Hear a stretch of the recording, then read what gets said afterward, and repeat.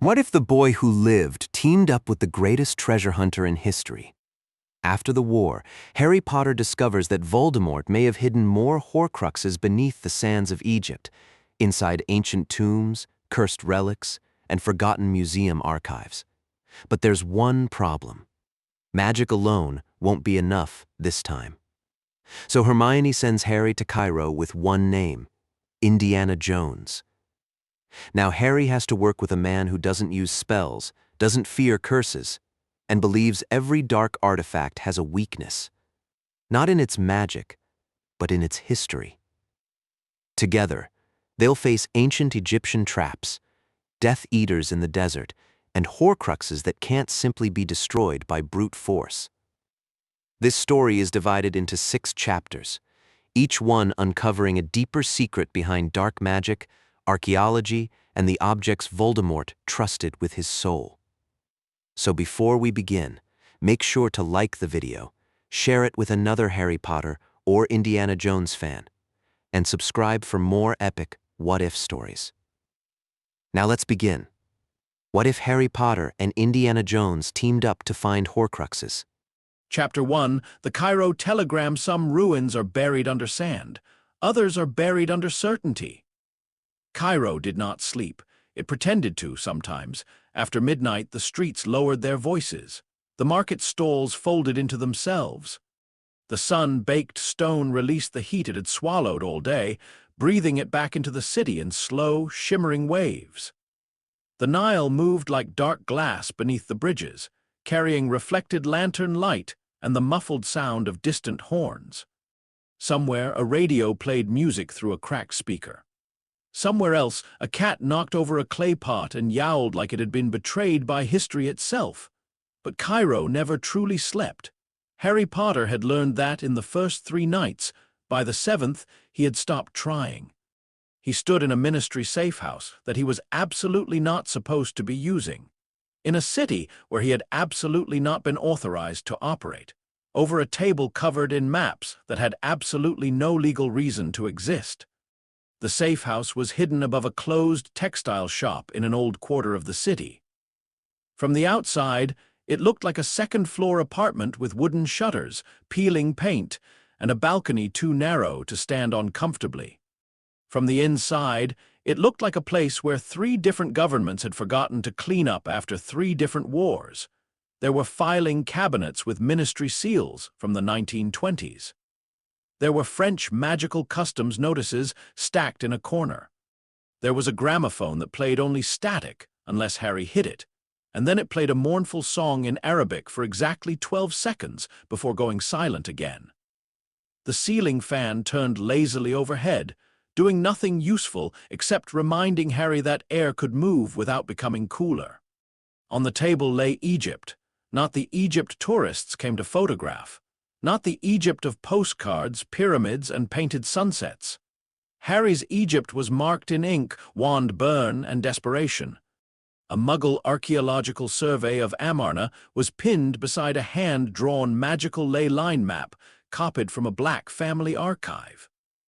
A ministry document on restricted magical excavation zones sat beneath a page torn from an old curse-breaker manual. 3 locations had been circled in red. One near Amarna, one near Luxor, one farther south where the desert seemed to swallow every road that dared approach it. The circles pulsed faintly, not with light, with wrongness. Harry leaned over the table, both hands braced on the wood, and tried not to look too long at any one of them. The first time he had sensed a Horcrux, he had been too young to understand what it meant.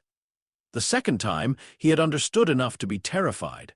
Now he could recognize the feeling the way a man recognized smoke in the dark. Cold, thin, hungry. A piece of soul that had no business remaining in the world. He had destroyed 2 already, not easily. Never easily.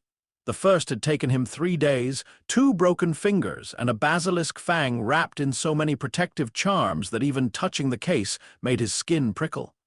The second had nearly killed him when the vessel released a scream that shattered every glass object within 30 feet and left him deaf in one ear for an afternoon. Both times he had used force. Simple, brutal, reliable force. A Horcrux was a problem. Basilisk venom was a solution. That was how Dumbledore had taught him to think. That was how war had taught him to survive. Find the dark thing. Break the dark thing. Keep moving before the next dark thing finds you first. Harry dragged a hand over his face. He was 22 years old, though lately he felt closer to 40. His hair had grown longer since the war, not from style but neglect. His coat was too heavy for Cairo and hung off his shoulders like he had borrowed it from someone who expected rain instead of heat. Beneath it, concealed by charms and straps, he carried his wand, 2 emergency portkeys, a sealed vial containing a basilisk fang, a charmed compass, 3 false passports, a folded invisibility cloak, and a packet of stale biscuits he kept forgetting to eat. 6 things hidden under the coat. 7, if he counted fear. The Ministry would not have approved of any of this. Kingsley would have listened. Hermione would have argued. The International Confederation of Wizards would have formed a committee. Someone would have used the phrase artifact recovery jurisdiction with a straight face. Someone else would have asked whether the Egyptian magical authorities had filed a local disturbance waiver. There would have been parchment, there would have been signatures, there would have been seals, stamps, counterseals, and delays, months of delays. Harry did not have months. Voldemort's remaining soul fragments were not sitting politely in the desert waiting for paperwork, so Harry had gone alone. That was the part Hermione hated most, not the illegality, not the danger. Not even the part where he had broken into a restricted Black family archive using a charm that technically counted as magical burglary if anyone cared to define it that way. It was the alone part. Harry looked down at the latest map again. The Amarna site was the closest. A partially excavated tomb complex. Registered. Protected.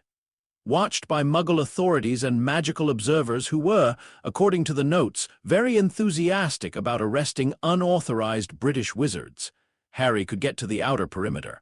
He could probably slip past the Muggle guards. He might even make it into the tomb. But the moment he used magic near the sealed chamber, the entire site would light up on the Egyptian Ministry's detection grid. The International Confederation would be notified within the hour. The British Ministry would be asked why Harry Potter was sneaking around a protected archaeological site with dark magic residue and a fang from a legally restricted creature. And then everyone would start talking. Harry hated talking. Talking gave evil time to hide. A knock sounded at the window. Harry's wand was in his hand before the second knock. He turned sharply. An owl sat outside the shuttered window, looking deeply offended by the weather, the city, and Harry personally. Its feathers were puffed out. Its beak was open slightly. One leg carried a strip of paper tied with blue thread. Harry lowered his wand. "No," he muttered. "She wouldn't." The owl knocked again, harder this time. Harry crossed the room, opened the shutter, and immediately received the full force of the owl's glare. "I know," Harry said. "I told her not to send you." The owl stuck out its leg. Harry untied the message and offered it water from a chipped saucer. The owl drank with the grim determination of a creature that intended to survive long enough to file a complaint. The message was not on parchment. It was a telegram form.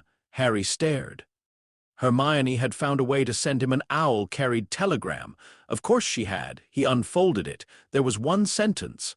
"I found someone who knows where the tombs are and does not need permission to enter them. He is at the Shepherds Hotel bar. His name is Jones." Harry read it once, then again.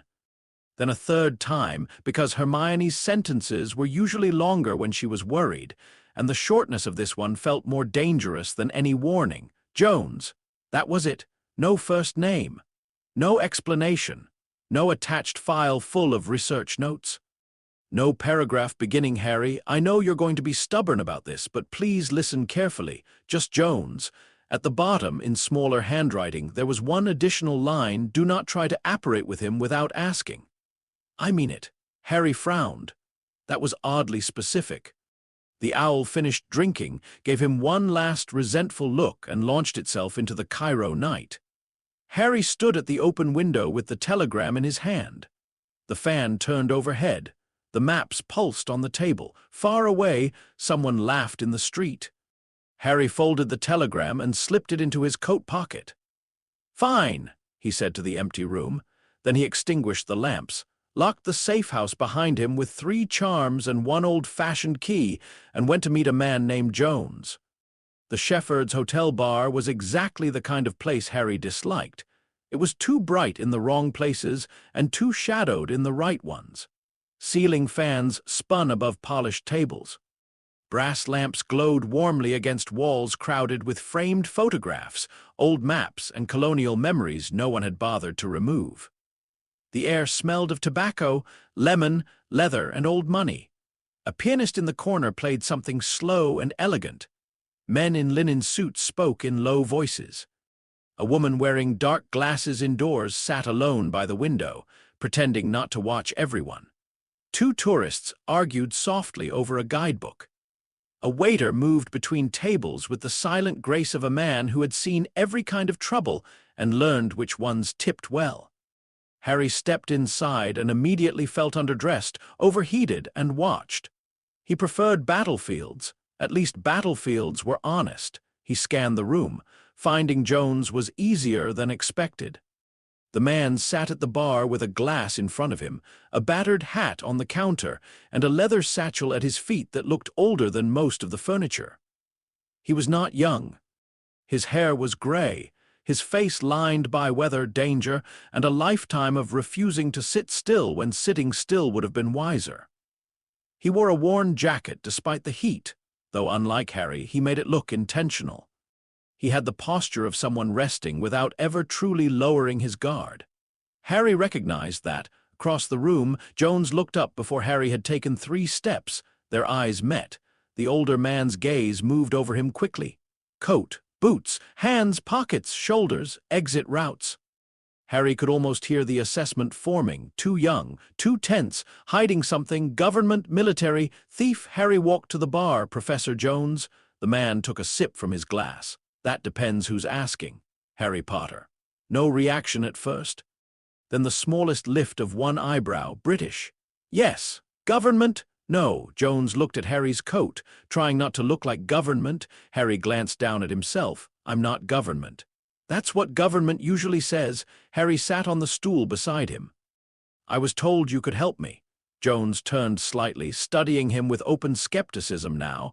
People who say that usually want one of 3 things: a map, an introduction, or something stolen. "I need to enter a tomb." "That narrows it down less than you think." "A protected site." "That narrows it down even less."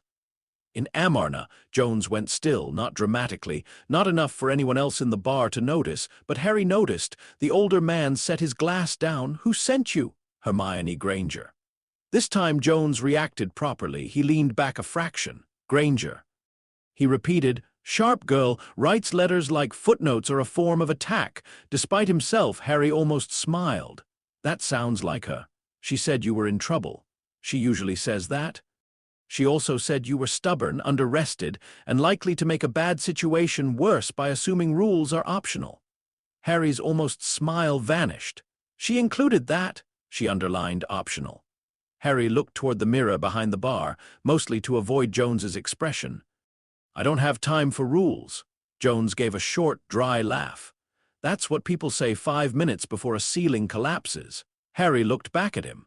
"I need access to a tomb connected to a Ptolemaic-era dark wizard named Horcruxes the Undying." Jones's expression changed again. This time it was interest, real interest, the kind Harry had seen in Hermione when a book tried to hide something from her. "Horcruxes," Jones said slowly. "That name is older than the Ptolemies." "You know it." "I know of it. A name reused, possibly stolen." "There was an old kingdom official named Horcruxes. Explorer, governor, brought back unusual things from the south. Later periods loved borrowing old names to make themselves sound eternal. This one wanted to be eternal. They usually do." Harry lowered his voice. "He hid objects of power in tombs." "Everyone hid objects of power in tombs. That's half of Egypt. These are different." Jones turned fully now. "How different?" Harry hesitated. Around them the bar continued its gentle hum. Glasses clinked. The piano moved through a minor chord. Outside, a car horn sounded, distant and irritated. Harry had explained Horcruxes before. Never well. The word itself seemed to damage a room. It carried too much of Voldemort inside it, too much memory. Too much blood, fear, and graveyard cold. He looked at Jones. A muggle, Hermione had said, though she probably would have used a more polite phrase in writing. A man who did not need permission to enter tombs. A man who watched Harry's hands more than his scar. Harry took out his wand. Jones's eyes dropped to it, not fear, not wonder. Recognition, perhaps, though not of magic. Recognition of a tool. Harry held the wand low, beneath the level of the bar. I'm going to show you something. Don't shout. That sentence has never improved my evening. Harry flicked his wand toward the candle on the bar. The flame turned blue. Jones stared at it, then at Harry. Then back at the flame. Harry expected denial. Or panic.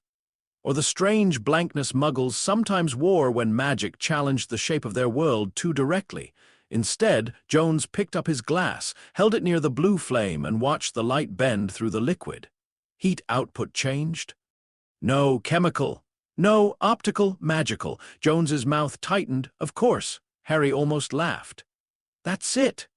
I've seen a gold box melt men's faces, a knight who should have been dead for 700 years, and stones that convinced very smart men to behave like fools. I don't like explanations I can't test, but I've learned not to dismiss them just because they annoy me. That's surprisingly reasonable. Don't get used to it. Harry let the flame return to normal. Unfortunately, as he lowered his wand, his sleeve caught the edge of a napkin. He tried to move it with his elbow, knocked the candle, and instinctively cast a tiny extinguishing charm. The charm hit the spilled liquor beside Jones's glass instead. A flash of harmless blue fire raced across the bar top. The waiter turned. The tourists gasped. Jones looked at the flame. Then at Harry.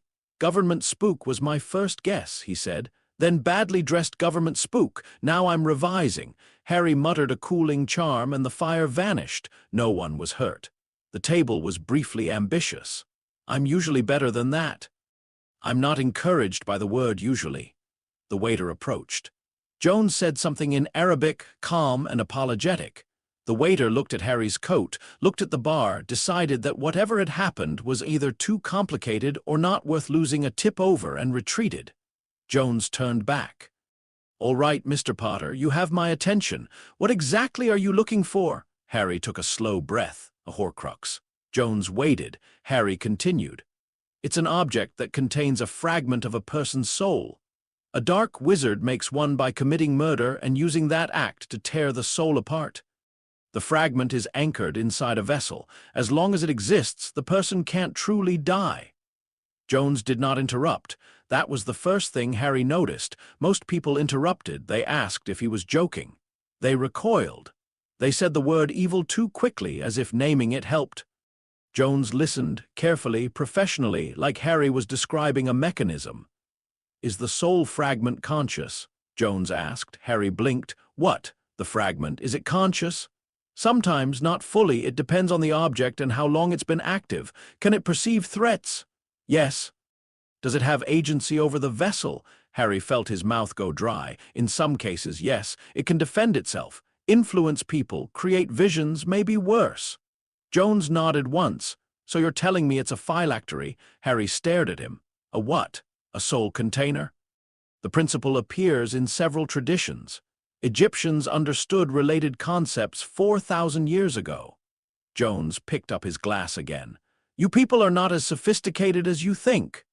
Harry had not expected to be offended on behalf of dark magic theory, but somehow he was. It's more complicated than that. It always is. You're taking this very calmly. No, I'm taking it seriously. Calm is just useful. Harry studied him. There was no awe in Jones's face, no worship of magic, no hunger for power, only questions. That, Harry decided, made him either safer than most men or much more dangerous, possibly both. The objects are hidden in tombs, Harry said. 3 of them, if my information is right. I can detect their magical signatures, but the sites are protected. By curses? Some magical, some legal. Jones snorted. Legal curses are the worst kind. I can't enter without triggering alerts. Magical alerts. Yes. Muggle authorities. Also yes. Local permissions. None. Academic cover. No excavation credentials. No plan. Harry opened his mouth, closed it. Jones sighed. Of course, I have maps. That is not a plan. That is paper with confidence. Harry pulled the telegram from his pocket and placed it on the bar. Hermione said you know where the tombs are and don't need permission to enter them. Jones read the telegram. His eyes paused briefly on Hermione's final warning, then he looked at Harry. You apparate people without asking? Not often. How often is not often? When necessary. Necessary according to whom? Me. Jones folded the telegram. Then first condition, you don't do that to me. Harry felt heat rise in his face. I wouldn't, you would if something exploded. Harry could not honestly deny that. Fine. Second condition, Jones said, anything we find that is not one of your soul containers gets documented properly. If it's dangerous, documented properly, Professor? Doctor, Jones corrected. Harry frowned. I thought Hermione said Professor. She likes titles. I prefer accuracy. Dr. Jones, if an artifact is dangerous, we may not have time to catalog it. Then we make time before someone like you panics and breaks the one inscription that explains how not to die. Harry's jaw tightened. I don't panic. Jones glanced at the scorched bar top. Harry said nothing. Third condition, Jones continued. I get full academic access to any non-Horcrux magical artifacts we encounter. That's not simple. Neither is helping a young wizard illegally enter protected tombs to destroy pieces of a dead man's soul. He's not dead. Jones's expression sharpened. Harry looked away first. He's supposed to be. But the fragments mean he may not stay gone. That's why this matters. The older man was quiet for a moment. The bar seemed louder in the silence. Finally, Jones said, Name! Harry knew what he meant. Voldemort. Several people nearby continued drinking, unaware that a name had just crossed the room like a blade drawn from a sheath. Jones repeated it under his breath once, testing the shape of it. Dramatic. He chose it himself. They usually do. Harry's fingers curled around his glass. He murdered my parents. Jones did not offer sympathy. Harry appreciated that more than he expected. Instead, Jones asked, And these fragments are all that remain? Maybe, we think so. I've destroyed 2. These 3 are tied to Horcruxes' Egyptian network. If I destroy them, there may be nothing left for him to return through. Maybe, Harry looked at him. That's the closest thing to certainty I get. Jones nodded slowly. I know that kind of work. For the first time, Harry saw something behind the older man's eyes that was not skepticism or curiosity. Memory, not gentle memory, the kind that had teeth. Jones reached down and lifted his satchel onto his lap. From it, he removed a folded document, a leather case, and a small notebook filled with tight handwriting. I'm in Cairo because of a black market dealer named Nasser al-Khatib, Jones said. He's been moving Ptolemaic bronze work through private collectors.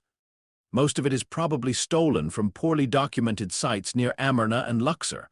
I was planning to follow that trail tomorrow. Harry leaned forward.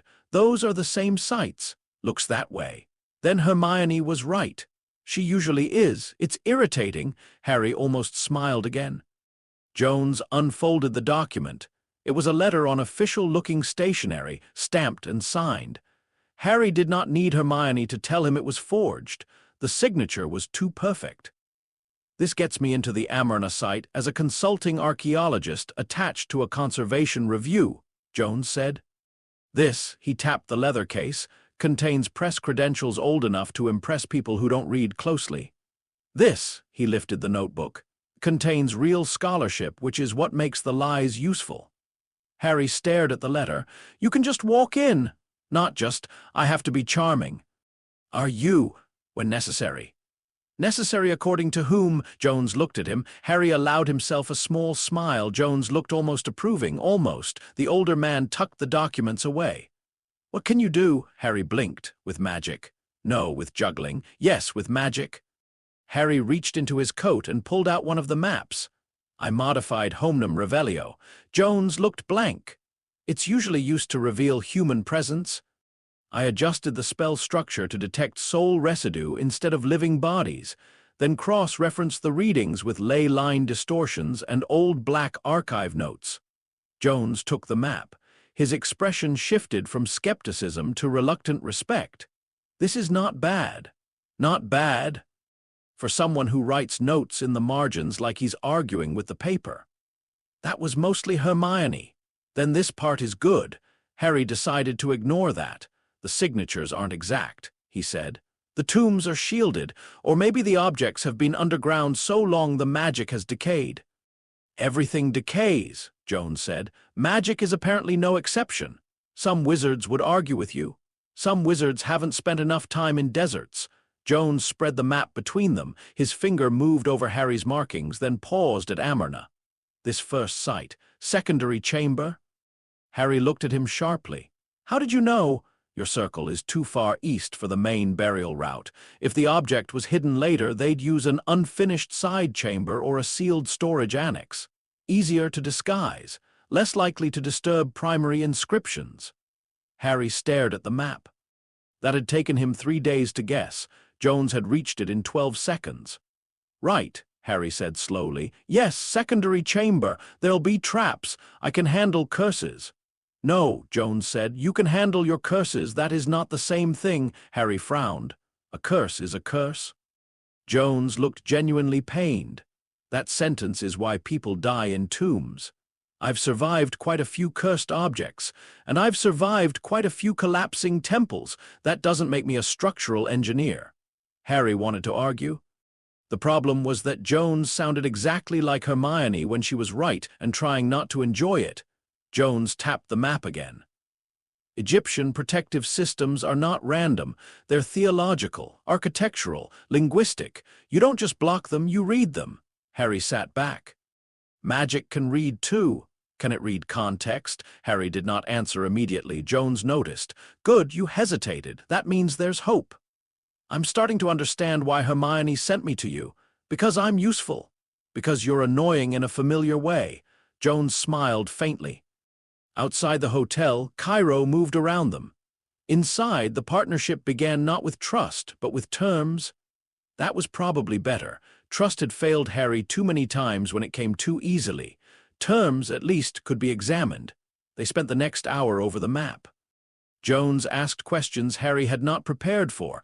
Not how powerful is the object, or can it kill us, or what spell breaks it. Instead, what material was the vessel likely made from? Was it originally magical or made magical later? Would the creator have chosen an object with existing ritual meaning or imposed meaning onto something ordinary? Were the tombs reused?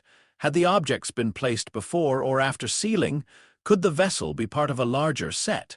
Harry answered what he could. When he could not, Jones made a note. At some point, the bartender replaced their drinks without asking. At another, the pianist stopped playing and left.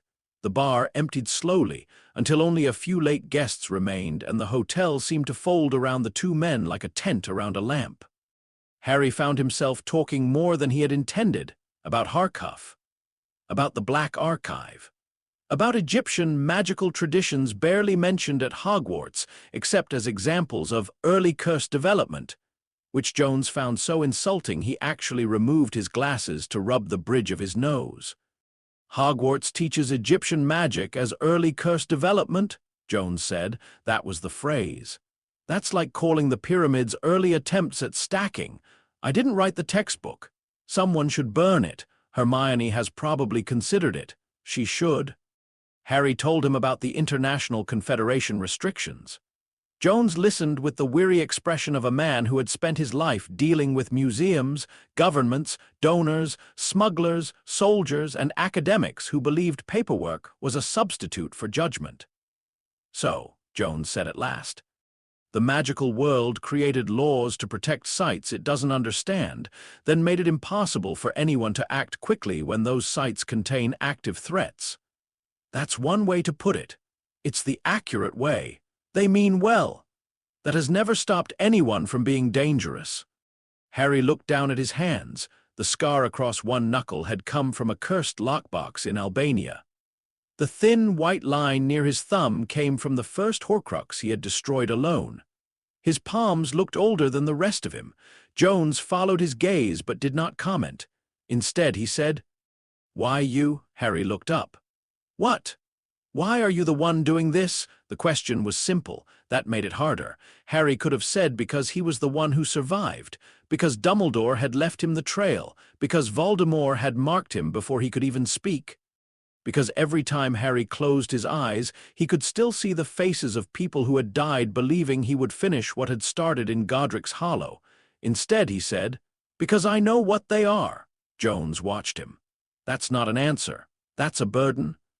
Harry gave a short laugh without humor. "Sometimes they're the same." For once, Jones did not respond immediately. Then he reached into his satchel and pulled out a small metal object wrapped in cloth. He unfolded it carefully. It was a bronze fragment, green with age, thin, curved at one edge, marked with faint lines that might have been decoration or writing. "This," Jones said, "came from a dealer who claimed it was part of a ritual vessel. Might be true, might be nonsense, but the alloy composition is Ptolemaic. The incising suggests solar association. If your Horcrux was hiding soul containers near Amarna, he may have used the same symbolic language." Harry leaned closer.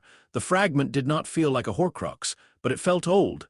That was different. Old magic felt like deep water, not cold exactly, just heavy with distance. "Can I?" Harry asked. Jones gave him a look. "With your hand, yes. With your wand, no." Harry picked up the fragment carefully. It was lighter than he expected. "What am I looking for?" Jones's eyes narrowed thoughtfully. "That," he said, "is the right question." Harry looked at him. Jones took the fragment back and wrapped it again. "You've been asking where the objects are and how to destroy them. Sensible questions. Wartime questions. But old things survive because people ask the wrong questions around them. What should I ask? What is it? What does it think it is? And what would make it stop being that?" Harry frowned. "That sounds like philosophy. It's archaeology." "I thought archaeology was digging." "That's because you've met tourists." Harry leaned back. The questions stayed with him. What is it? What does it think it is? What would make it stop being that? They sounded useless at first. Then they sounded dangerous. A Horcrux was a soul fragment in a vessel. That was what Harry knew. But what if the vessel mattered more than he had thought? What if the object was not just a container, but a story the soul fragment needed in order to remain attached? The thought unsettled him. Dumbledore had taught him many things, some directly, some by leaving Harry to bleed the lesson out of experience. But he had never taught Harry to think of objects that way. To Dumbledore, Horcruxes had been dark magic. To Harry, they had been targets. To Jones, apparently they were artifacts, and that changed the shape of the hunt. Jones closed his notebook. "We leave before dawn." Harry blinked. "That soon." "The site opens early. Heat gets worse by noon. Guards get lazy after lunch, but supervisors get suspicious before then. Best time to enter is morning with enough confidence that no one wants to be the person who asks too many questions." "You've done this before." "Yes. Legally." Jones picked up his hat. "Often enough." Harry decided not to ask what that meant. Jones stood, slower than a younger man would have, but without weakness. His hand went to the satchel automatically. The hat settled onto his head like it belonged there more than any crown had belonged on any king Harry had ever read about. Harry rose too.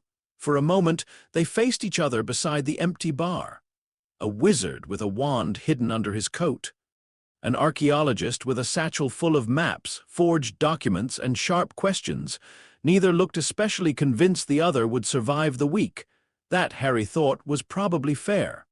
"One more condition," Jones said. Harry sighed. "What now?" "If I tell you not to touch something, you don't touch it. I'm not a child." "Then this should be easy." Harry met his eyes. "And if I tell you to run," Jones's expression became flat. "I don't run from things just because they're strange." "You should. I've been told. By people who lived. By people who didn't know when running was the wrong direction." Harry studied him. There was no arrogance in the answer, only experience. That was worse. Arrogant people could be dismissed. Experienced people had reasons. "Fine," Harry said. Jones held out a hand. Harry looked at it. The gesture felt oddly formal after everything they had discussed. Tombs, soul fragments, illegal operations, magical contamination, forged letters. Still, Harry took it. Jones's grip was firm, dry, and rough with old scars.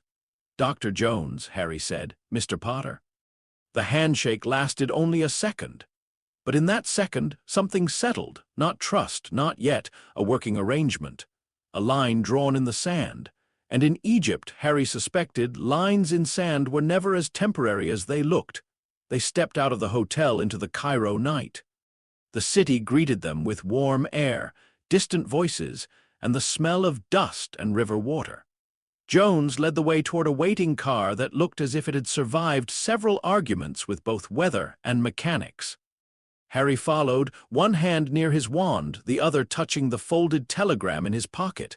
Hermione had sent him a name, not a spell, not a weapon, a man. Harry looked at Jones as he unlocked the car with a key that seemed to require negotiation. "Do you actually know where the tomb is?" Harry asked. Jones opened the driver's door. "I know where it should be." "That's not the same thing." "No," Jones said. "It's better." Harry stared at him. "How is that better?" Jones climbed in and set his satchel on the seat. "Because tombs lie, landscapes don't." Harry stood beside the car for a moment, feeling the desert beyond the city like a dark ocean waiting behind stone and light.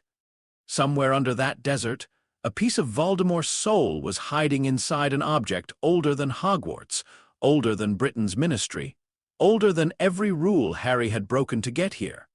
He had come to Egypt prepared to destroy it. For the first time, he wondered whether destruction would be enough. Jones leaned across and pushed open the passenger door. "Well," he said. "You coming?" Harry got in, the car coughed awake, complained loudly, and rolled into the Cairo streets. Behind them, the hotel lights faded. Ahead, the road bent toward morning, toward Amarna, toward the tomb of Aten's shadow. And on the table in the abandoned safe house above the textile shop, 3 red circles continued to pulse faintly on the map. Cold, thin, hungry, waiting. Chapter 2, The Tomb of Aten's Shadow. Magic could open doors. It could not always tell you which doors should remain closed. Dawn came to the desert like a blade being drawn.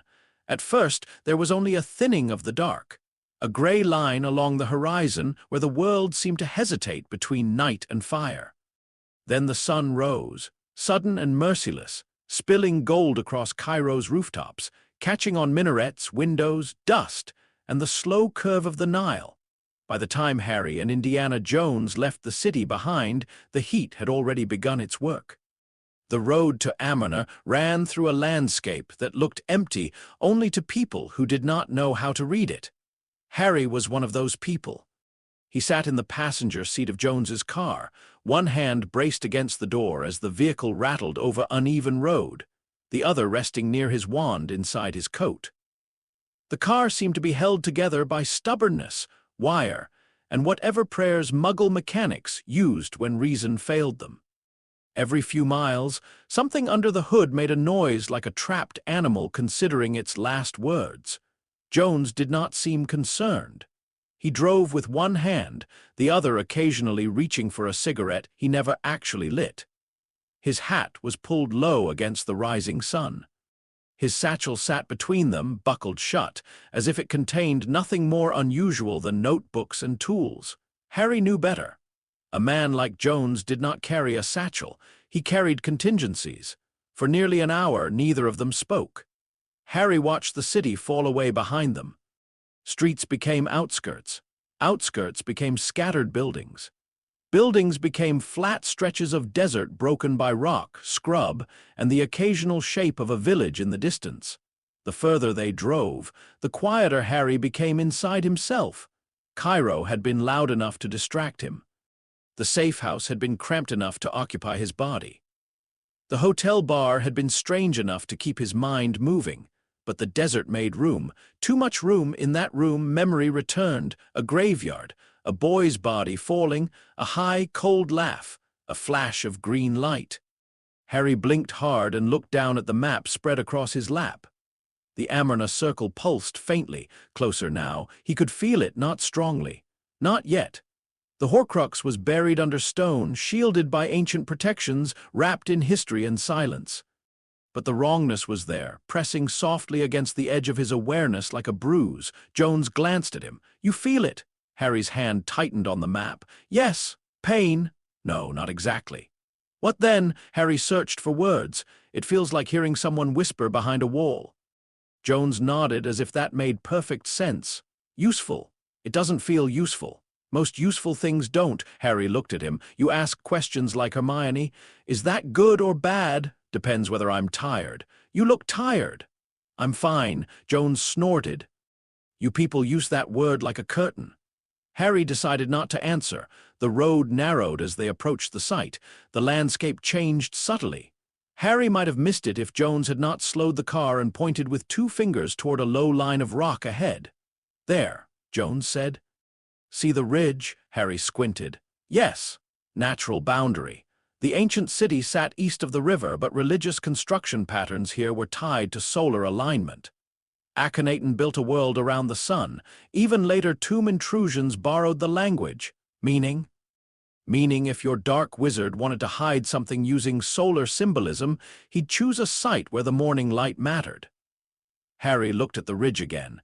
It was no longer just rock. It was direction. That was the first lesson of the day, though Harry did not know it yet. A few minutes later, the dig site came into view.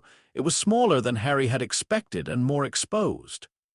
No grand pyramid, no towering stone gate, no dramatic black entrance yawning in the sand.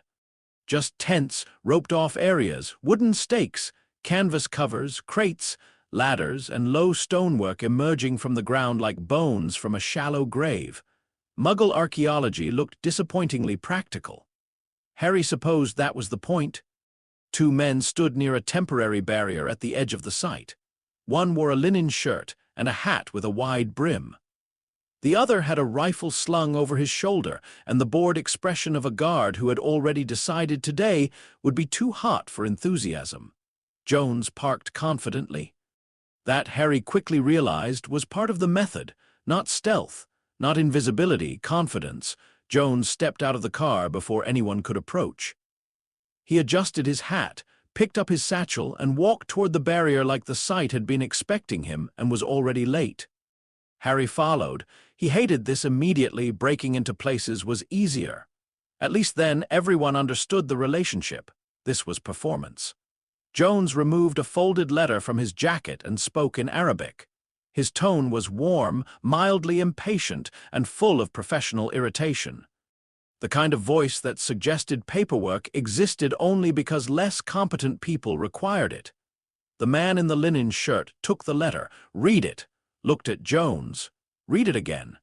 Harry stood slightly behind, trying to look like someone with a reason to be there.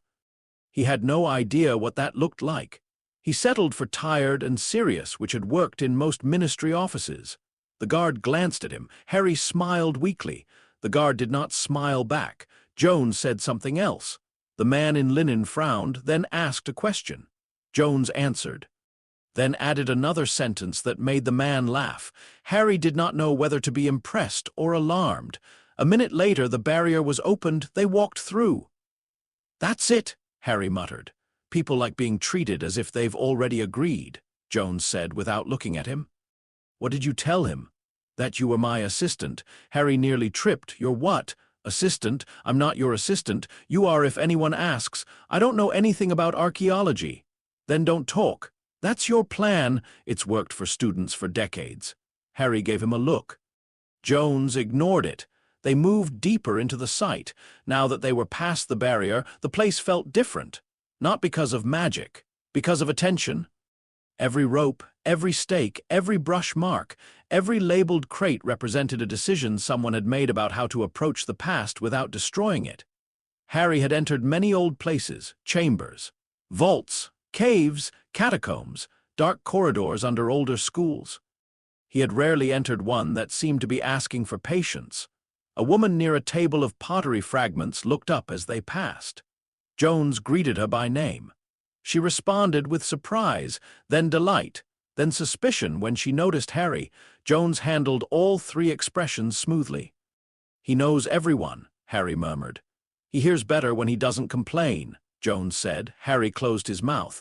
They passed a row of storage crates and stopped beside a canvas shade where a site map had been pinned to a board. Jones leaned in, studying it. Harry pretended to do the same. Where? Jones asked quietly. Harry looked down at his own map, then toward the exposed stone passage ahead. The Horcrux sensation grew sharper, cold between the teeth. "There," he said, nodding toward a partially covered entrance. "Below that chamber." Jones followed his gaze. "Secondary access corridor." "You guessed that last night. I confirmed it now." "With what?" "Drainage angle, tool marks, bad restoration work." Jones glanced at him. "And your face!" "My face? You look like you're hearing something unpleasant." Harry touched his jaw without thinking. "I can feel it more clearly here." "Good. Keep feeling. Don't act until I say." Harry gave him a sharp look. Jones was already walking. The entrance to the tomb was low, roped off, and guarded by a sign in Arabic, French, and English warning against unauthorized entry. Jones ducked under the rope with the casualness of a man who had ignored many signs in many languages. Harry followed. Coolness swallowed them after the first few steps, not comfort. The tomb was not cool the way a room was cool. It was cool like stone that had never cared about human skin. The air smelled of dust, old mineral, dry plaster, and something faintly metallic. Jones removed a flashlight from his satchel. Harry raised his wand. Jones stopped. "No," Harry froze. "What?" "No wand light yet. It's dark." "It's a tomb." Harry stared at him. Jones turned on the flashlight, keeping the beam low. "Artificial light is fine. Magical light may not be." "You don't know that." "No, that's why we don't test it with our faces." Harry lowered his wand. The first corridor sloped gently downward. The walls were rougher than Harry expected, not the polished, painted grandeur he had imagined. Some sections bore faded markings. Others had been damaged by time, earlier intrusions, or careless hands. Jones moved slowly, not fearfully, slowly. He read the place as he walked. Harry could see it now. The small pauses. The way Jones's flashlight lingered on cracks, floor seams, wall angles, dust patterns. He was not merely looking for traps. He was listening to the logic of the builders. Harry tried to do the same. He felt mostly useless. Magic had always given him answers quickly. Not always complete answers, not always safe ones, but it responded. A wand movement, a word, a force moving through the world. This place did not respond. It waited. They reached a narrow chamber where the corridor widened briefly before splitting into two passages. One passage had been cleared by archaeologists and marked with flags. The other was partially sealed behind a low fall of stone. Harry's scar did not hurt, that almost made it worse. Horcruxes connected to Voldemort in ways Harry still did not fully understand. Sometimes he expected pain. Sometimes he feared its absence. He pointed toward the blocked passage. "That way." Jones crouched near the fallen stones. "Recently disturbed," he murmured, "by the excavation team." "No, older than that, but not ancient. How can you tell?" Jones picked up a pinch of dust and rubbed it between his fingers. "Layering. Settlement. This blockage was created to look like collapse, but the stones were arranged, not fallen." Harry looked at the pile. It looked like rocks. He decided not to say that. Jones removed a small brush and a folding tool from his satchel. Harry watched him work one stone loose, then another. After a few minutes, there was a gap wide enough to crawl through. Harry lifted his wand. "I can move the rest." Jones caught his wrist. Harry went still. The grip was not hard, but it was firm. "No magic until I know what this seal is doing. It's a pile of stones." "No," Jones said. "It's a sentence written in weight." Harry looked at him. Jones released his wrist and pointed to 3 stones set at odd intervals near the top. "These are load markers. Remove the wrong one and something shifts behind the wall." "A trap. Maybe a warning. Maybe the ancient equivalent of a locked door with a bad temper." Harry exhaled slowly. "All right. What do we do?" Jones's mouth twitched. That was almost the right question. For 10 minutes, they worked by hand. Harry hated every second of it, not because the work was hard. It was not. The stones were small enough to move carefully, but doing it manually felt like trying to run underwater. Every instinct screamed that magic would be faster. Jones seemed to know. "Speed is how tombs kill you," he said. "Is that supposed to be comforting?" "No." At last, the gap opened enough for them to pass. Jones went first. Harry followed into a corridor so narrow his shoulders nearly brushed both sides. The wrongness was stronger now. It sat at the base of his skull. They moved in silence. Then the floor clicked. Harry reacted instantly. Pratigo! A shield burst from his wand, bright and silver. For half a breath, Harry felt relief. Then the air folded, not exploded, folded. A pressure slammed into the corridor from both sides, squeezing the space around them with invisible force. Harry's shield did nothing. It shimmered uselessly, like rain striking glass in a room where the storm had already entered. His lungs compressed. His knees buckled. The flashlight hit the ground. Jones grabbed the back of Harry's coat and yanked him backward 2 feet. The pressure vanished. Harry fell hard against the wall, gasping. For several seconds, the only sound was his breathing. Jones stood beside him, jaw tight, one hand braced against the stone. "You all right?" Harry nodded, though his ribs ached. "My shield didn't work. I noticed. It should have worked. It didn't." Harry hated how calm he sounded. Jones picked up the flashlight and directed the beam at the floor. There. Harry followed the light. A small pressure plate sat almost invisible beneath dust, its edge marked by a line of carved symbols. Jones crouched, careful not to touch it. 5 cubits, he said. "What?" The inscription at the entrance mentioned the hand of Aten falling within 5 cubits of the unworthy. Jones pointed back down the corridor. "You were standing inside the zone." Harry stared at the floor. "You calculated that?" "I read it. While walking, before walking." "You didn't think to mention it?" "I did. I said don't act until I say." Harry swallowed his irritation because it was tangled with embarrassment. The spell had failed. Not because Harry had been too slow. Not because the curse was too strong. Because he had misunderstood the problem. That was worse. "What was that?" he asked. "Structural compression, maybe?" Symbolic execution, the sun's hand pressing the false worshipper into the earth. Jones shone the light along the walls. "Not British?" "No." "Good, then stop using British answers." Harry looked at him sharply. Jones did not soften it. "You're alive because the inscription told us the range. Next time, listen before you cast." Harry wanted to argue that in a fight, hesitation killed. But this was not a fight. That was the problem. The tomb was not attacking like an enemy. It was enforcing rules, and Harry did not know them. They edged around the pressure plate. This time, Harry let Jones lead fully. No wand raised, no spell half-formed on his tongue, only attention. The corridor opened into a chamber painted with what remained of a solar scene. A disk with rays ending in small hands stretched across the far wall. Much of it had faded, but enough remained to suggest deliberate care. The floor was tiled in a pattern of alternating stone squares, some darker, some lighter, all dust-coated. Harry's eyes fixed on a sealed doorway across the chamber. Behind it, the Horcrux waited. He took one step forward. Jones caught his sleeve. Harry froze. "What now?" Jones pointed upward. A narrow channel had been cut into the ceiling. It angled toward a small opening high above, now blocked by darkness. Beneath it, near the center of the chamber, a single-floor tile bore the faint outline of a sun disk. "The light source is the key," Jones said. Harry looked around. "It's underground. At a specific time of day, sunlight enters through that channel and hits a specific tile. That tile is safe. It's morning, wrong angle. So we wait." Jones checked his watch. "Approximately 7 hours." Harry stared at him. "We don't have 7 hours. Then we improvise." "That sounds like something you criticize me for." "I criticize uninformed improvisation. This will be informed." Jones opened his satchel and began removing objects: a coil of wire, a folded cloth, a notebook, a small polished bronze plate, old and dented but reflective enough to catch the flashlight beam. Harry stared. "You carry a mirror. Always carry a mirror." "Why?" "Because light matters more often than people think." Jones moved to the edge of the chamber and angled the bronze plate toward the ceiling channel.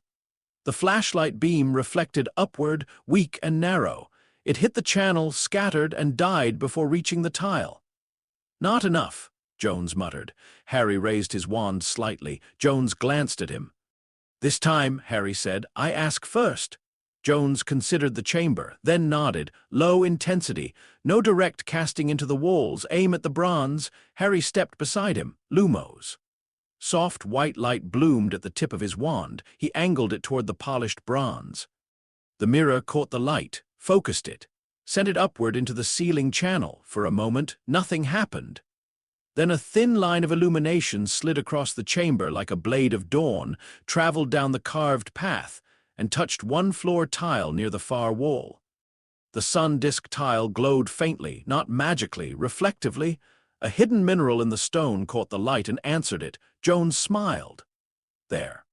Harry felt something shift in him. Not a grand revelation, just a small, undeniable fact. Indy had needed his magic. Harry had needed Indy's reading. Neither solution worked alone. Jones tested the first step with the end of a collapsible rod. Nothing happened, then another, then another. He mapped a path across the chamber, not straight but deliberate, following the logic of the light. Step where I step, he said. Harry did. The chamber seemed to hold its breath. Halfway across, something whispered. Harry stopped. Jones immediately froze too. What? Harry turned his head slightly. There it was again, a whisper, not in the air but inside the mind, not words, an invitation, cold, thin, familiar. Harry's fingers tightened around his wand. Horcrux, he said. Can it affect you from here? Maybe. That means yes. Harry's vision blurred at the edges. The painted sun disk on the wall seemed to darken. The hands at the ends of the rays stretched longer.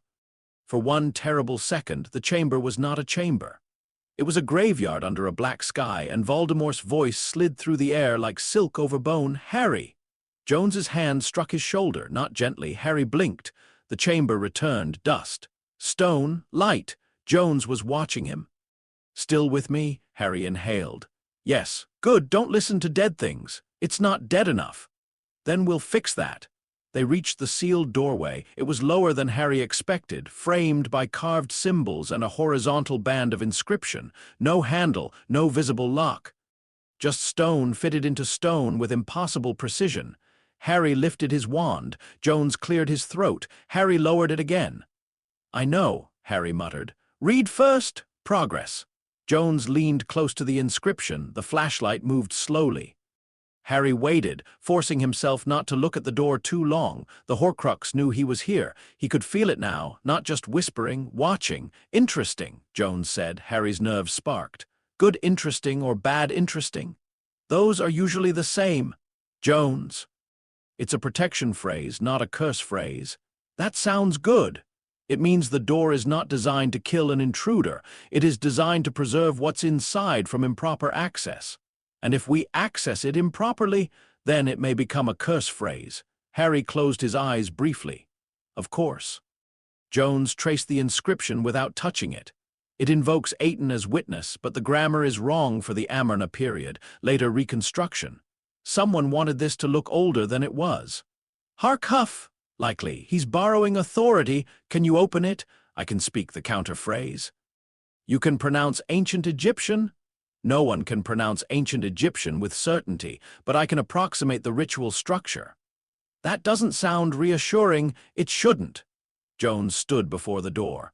For the first time since Harry had met him, the older man looked truly careful. Not afraid, but aware that scholarship here had consequences, he spoke. The words were unfamiliar, dry-edged, shaped like stone and sun. Nothing happened. Then the door exhaled. A seam appeared down the center. Dust fell. The sealed stone shifted inward by an inch. Harry stared. No magic. Language is older, Jones said. Together they pushed. The door opened into a smaller chamber. The air inside was worse. Harry felt it immediately. The Horcrux's presence rolled over him like cold water poured down the spine. His teeth ached. His scar prickled faintly. Somewhere behind his eyes, something laughed without sound. The chamber was plain compared to the last. No grand paintings. No solar disk across the wall. Just storage niches, broken pottery, sealed jars, and a stone shelf at the far end. On that shelf sat a canopic jar, small, white stone, painted with a faded face. Harry knew before he moved that the Horcrux was inside. "There," he whispered. Jones did not touch it. That, Harry would remember later, was one of the reasons he survived the day. Instead, Jones walked around the chamber, reading everything.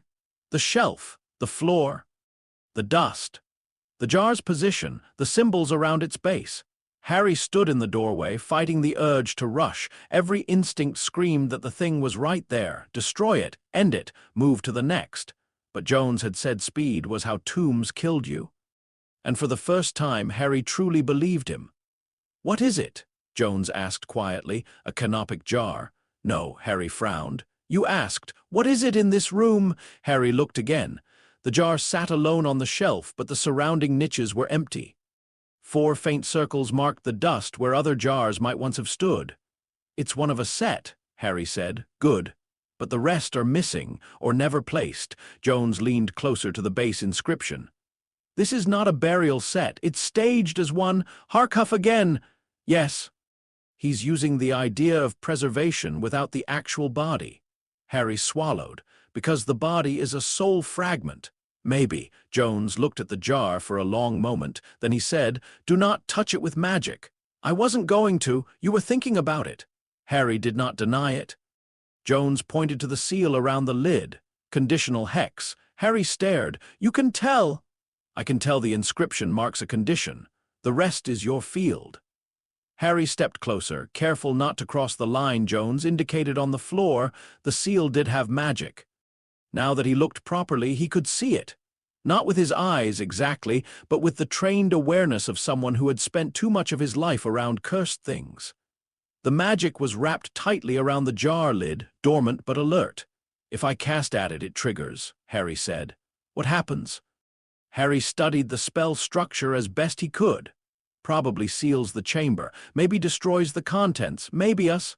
"I dislike that order." "So do I." Jones looked back at the inscription. "It says the vessel opens to the one who names the preserved falsehood." Harry stared at him. "That's not specific. Ancient ritual language rarely comes with instructions." "What does it mean?" Jones thought. Then his eyes moved to the solar disk motif carved faintly on the jar's underside. Horcrux was hiding a false soul in a false burial vessel under a false Atenist seal. "So the falsehood is the preservation?" "No, the falsehood is identity." Jones's voice sharpened with excitement.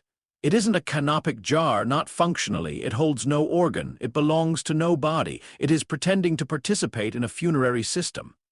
Harry looked at the jar. "What do we do with that?" "We tell it what it is." Jones spoke again in the same ancient cadence as before, but this time the phrase was shorter. The seal flickered. Harry felt the magic recoil. Jones continued. His voice filled the small chamber, low and rough, not mystical, not theatrical. Just precise. The jar clicked. The lid loosened. Harry released a breath he had not realized he was holding. Jones lifted the lid with both hands, slow and careful. Inside lay a bronze amulet shaped like a solar disk. It was smaller than Harry had imagined, barely larger than his palm. Green-brown with age, rimmed with tiny rays, its surface marked by an inscription too fine to read from the doorway. It should have looked beautiful. It did not. To Harry, it looked infected. The Horcrux felt him seeing it. The cold presence sharpened. A whisper crawled along his thoughts. "You are late." Harry's wand rose. Jones stepped between him and the shelf. "No." Harry's voice came out harsh. "That is a Horcrux." "I know. I have to destroy it. You will. Then move. In 2 minutes." Harry stared at him. 2 minutes. Jones turned and looked him directly in the eyes. "If you puncture that amulet with a biological agent in a sealed archaeological context, you destroy the patina, metallurgical information, and possibly the reverse inscription.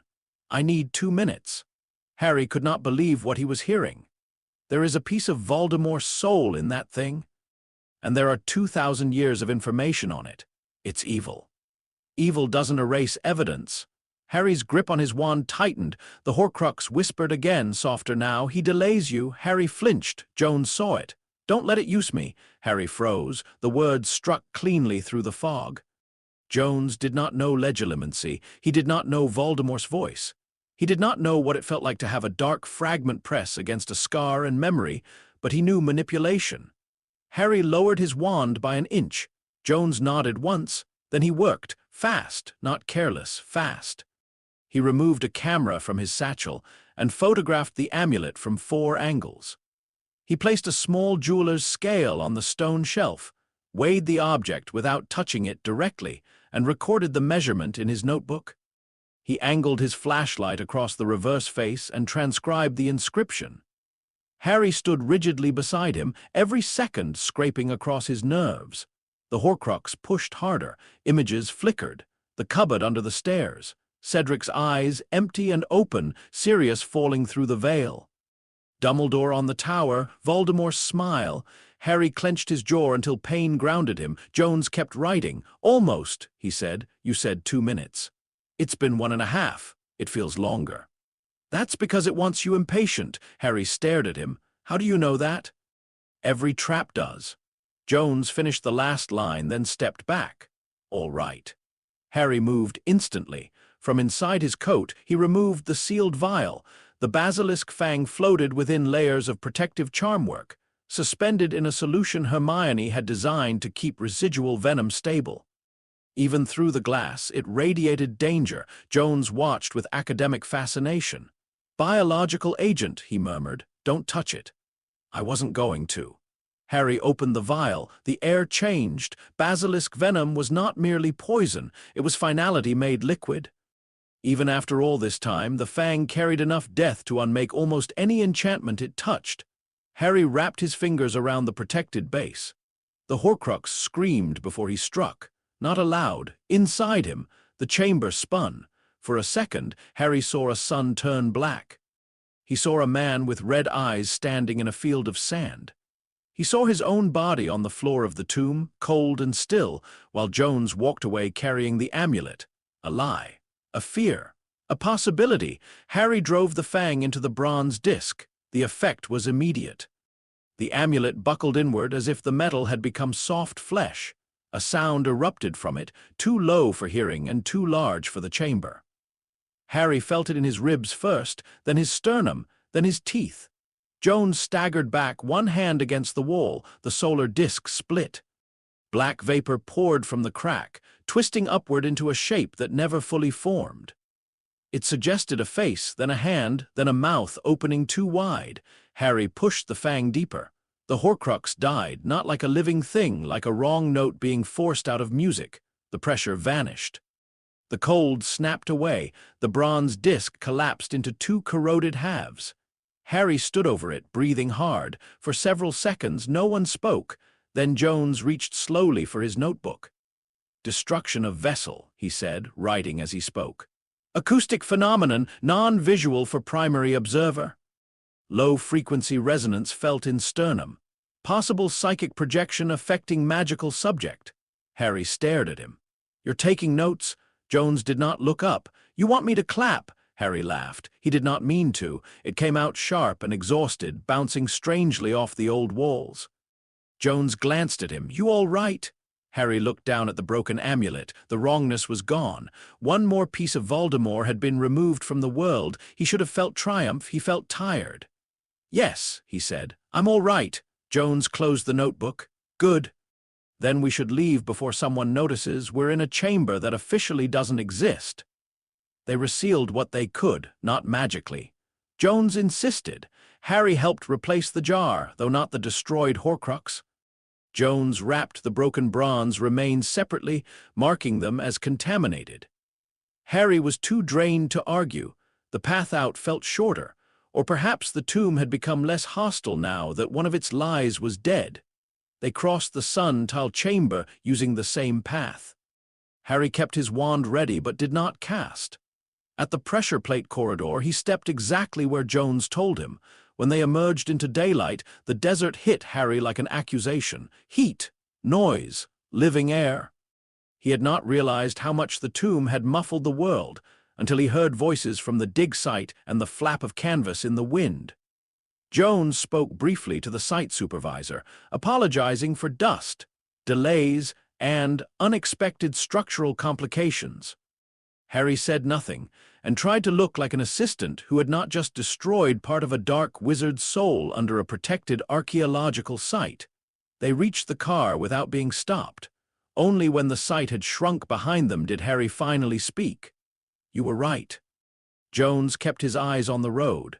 "That happens." My shield didn't work. "No, if you hadn't read the inscription, I would have walked straight into that compression field." "Yes." Harry looked out the window. "You don't have to sound so pleased." "I'm not pleased, I'm alive, there's a difference." The desert rolled past, bright and indifferent. Harry took the broken amulet fragments from his coat and looked at the sealed packet. "I've been destroying these things the same way every time," he said. Jones glanced at him.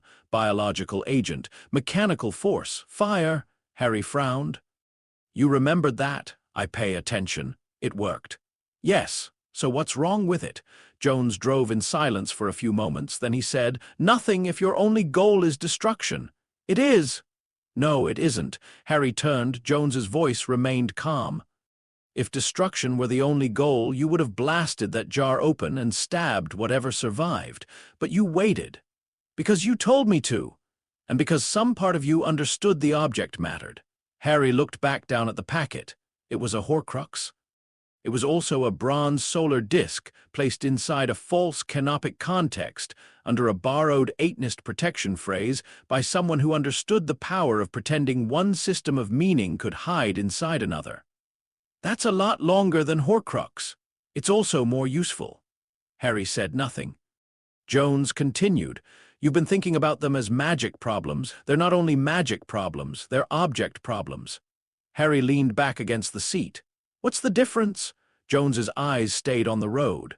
"Biologists kill things. Archaeologists understand them." He paused. "Understanding is a much more efficient weapon."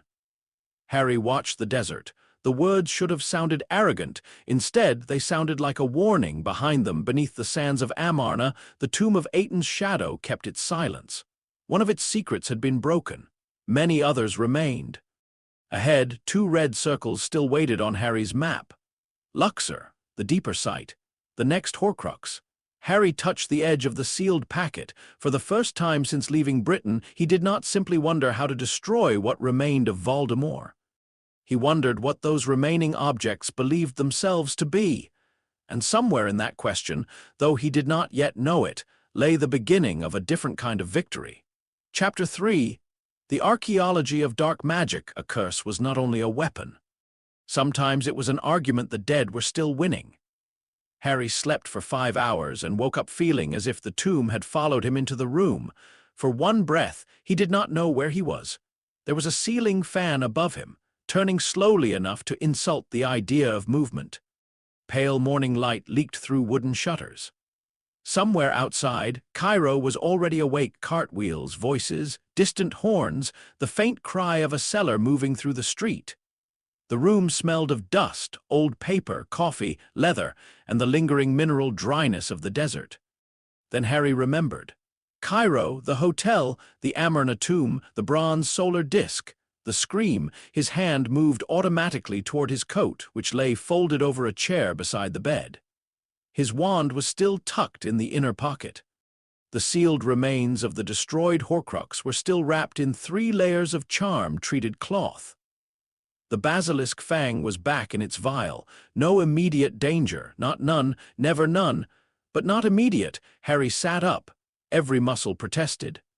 The compression trap had not crushed him, but his body seemed determined to remind him that it had tried.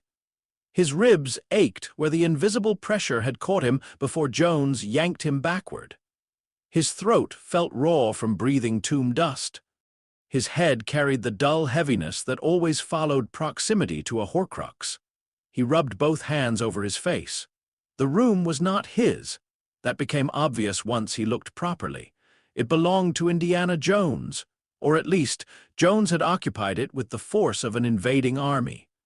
The hotel room had been transformed into something halfway between a field lab, a war room, and the office of a professor who had lost patience with shelves. Maps covered most of one wall, not magical maps, real maps, topographical surveys, excavation diagrams, river routes, site sketches. Some were printed. Some were hand-drawn. Some had notes in margins so small and dense that even Hermione would have respected them. A long table had been dragged near the window. On it sat the broken halves of the bronze solar disk, sealed under a glass dome Harry was fairly certain had not been there the night before. Beside it lay Jones's field journal, 3 pencils, a magnifying lens, a camera, a jeweler's scale, a stack of index cards, and Harry's ley line charts. Harry's ley line charts had not been left where he remembered putting them. That was concerning. On the floor near the table, books were piled in small towers. Some were in English, others in French, German, Arabic, and languages Harry could not identify at a glance. One large volume lay open on a chair, its pages weighted down with a pocketknife and a coffee cup. Jones himself sat at the table, fully dressed, hat pushed back, sleeves rolled up, reading from 3 sources at once. He had not slept. Harry knew the look. Hermione got the same expression during exams, war planning, and any situation where a book was wrong loudly enough to offend her. Jones turned a page without looking up. "You snore." Harry blinked. "What?" "Not badly, but defensively." Harry stared at him. "That doesn't mean anything." "It does if you listen properly." Harry stood slowly, wincing. "What time is it?" "Almost 7. In the morning."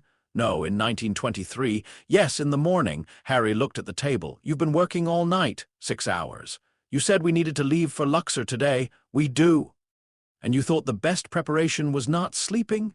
Jones finally looked up. His eyes were tired, but intensely awake. "I thought the best preparation was understanding what almost killed us yesterday." Harry had no argument for that. He crossed the room and looked down at the broken solar disk. Under the glass, it looked smaller than before. Less terrible. More like what it had always been beneath the horror Harry had felt around it, a bronze object, corroded by time, marked by human hands, broken by venom. The wrongness was gone completely, that mattered, but the object remained. Its pieces still carried shape, history, evidence. Harry had destroyed the Horcrux. Jones had preserved the artifact. The 2 facts sat side by side beneath the glass. It felt impossible that both could be true. Jones pushed a notebook toward him. "Read." Harry picked it up. The page was filled with neat, compressed handwriting. At the top, Jones had written, "Horcrux Material Theory Preliminary." Harry looked at him. "You named it already?" It was either that or the problem with wizards hitting things until they stopped screaming. Harry lowered his eyes back to the page. The notes were dense, but the central idea began to emerge quickly. Horcrux the Undying had not merely hidden magical objects in Egyptian tombs. He had chosen objects whose cultural meanings supported the magical function he desired. The solar disk was not random. It represented light, eternity, divine witness, preservation through cosmic order. The canopic jar had not held organs, but it borrowed the language of bodily preservation. The false Eightenist seal did not belong to the original tomb, but it created a symbolic framework. A lie built out of real historical pieces, a fake burial context made convincing enough for magic to use. Harry read the next line twice. The Horcrux did not merely occupy the object, it occupied the object's asserted identity. He looked up. "What does that mean?" Jones leaned back, picked up his coffee, grimaced when he realized it had gone cold, and drank it anyway. "It means I don't think Horcrux was hiding soul fragments in things, not in the simple sense." Harry frowned. "That's exactly what a Horcrux is. That's what your tradition calls it. It's not just a tradition, it's dark magic. Dark magic is still a tradition." Harry opened his mouth, then closed it again. That sounded like something Hermione would have written in the margin of a book before underlining it 3 times. Jones continued. "You told me Voldemort used murder to tear his soul and anchor a piece inside an object." "Yes, and the standard method for destroying one is severe physical or magical damage to the vessel. Basilisk venom works because it destroys beyond magical repair." "Right. But that assumes the vessel is primarily a container." "It is." Jones pointed to the solar disk fragments. "Was that?" Harry looked at the broken bronze. "Yes. No, it was a solar disk pretending to be a preserved body part inside a canopic framework under a borrowed theological seal. It was not just a box, it was an argument." Harry stared at him. "An argument?" The object was saying, I am preserved, I am witnessed, I am eternal. I belong to a system where the self can survive through correct material treatment. The Horcrux attached itself to that argument. Harry was quiet. The idea was strange, but something in it fit the way the Horcrux had felt, not just hidden, insistent, as if the soul fragment had believed the lie around it. Jones stood and crossed to the wall map. He tapped Amarna. Yesterday, we broke the object physically. That worked because your fang introduced a destructive force the enchantment couldn't survive. But before that, I opened the jar by naming the falsehood. I told the protective system what it already knew but had been forced to deny. Harry walked closer. The seal reacted. Yes, because you said it wasn't a real canopic jar, in essence. Harry looked back at the glass dome. So words weakened it? Not words. Correct identification. Harry felt the old irritation return. That sounds like words. It sounds like that because you're used to spells. A spell is not just words. Neither is scholarship.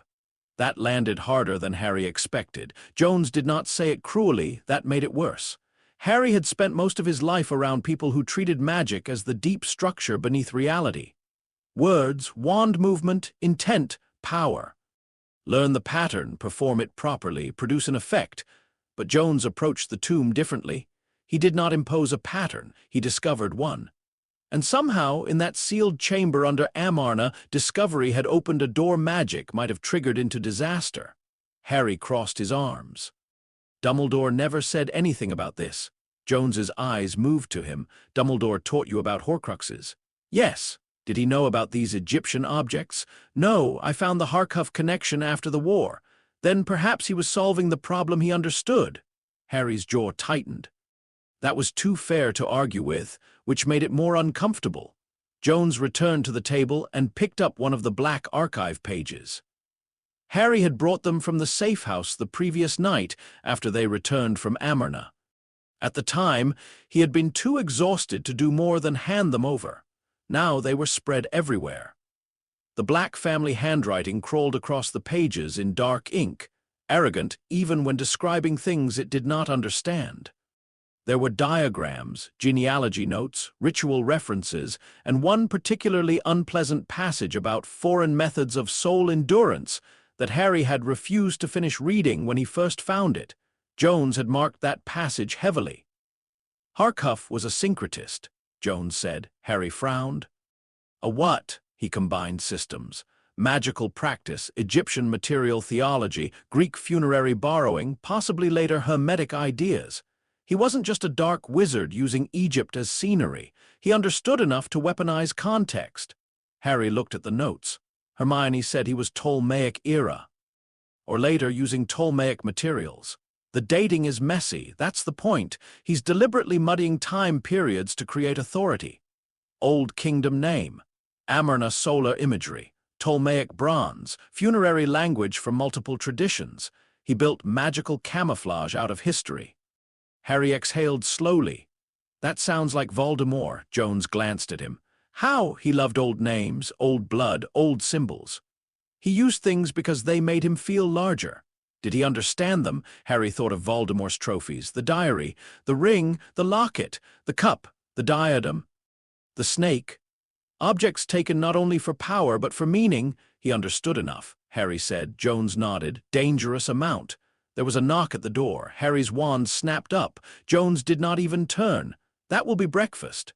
Harry kept his wand raised. You ordered breakfast? I ordered coffee. If there is food, that's luck. The knock came again. Jones looked at Harry's wand. Unless you plan to stun the eggs, put that away. Harry lowered it, embarrassed, and moved aside. Jones opened the door. A hotel attendant rolled in a tray with coffee, bread, fruit, and something covered by a silver lid. Jones thanked him in Arabic and tipped him.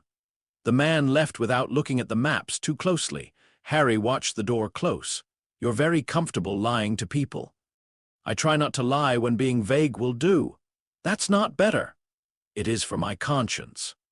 Harry took a piece of bread because his body suddenly reminded him that he had eaten nothing since the previous afternoon. Jones poured coffee. Neither spoke for a minute. It was not peaceful exactly, but it was functional. Harry had known few functional silences in his life.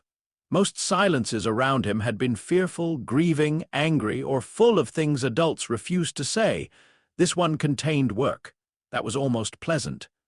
Then a folded sheet of parchment appeared in midair above the table and dropped directly onto Jones's open book.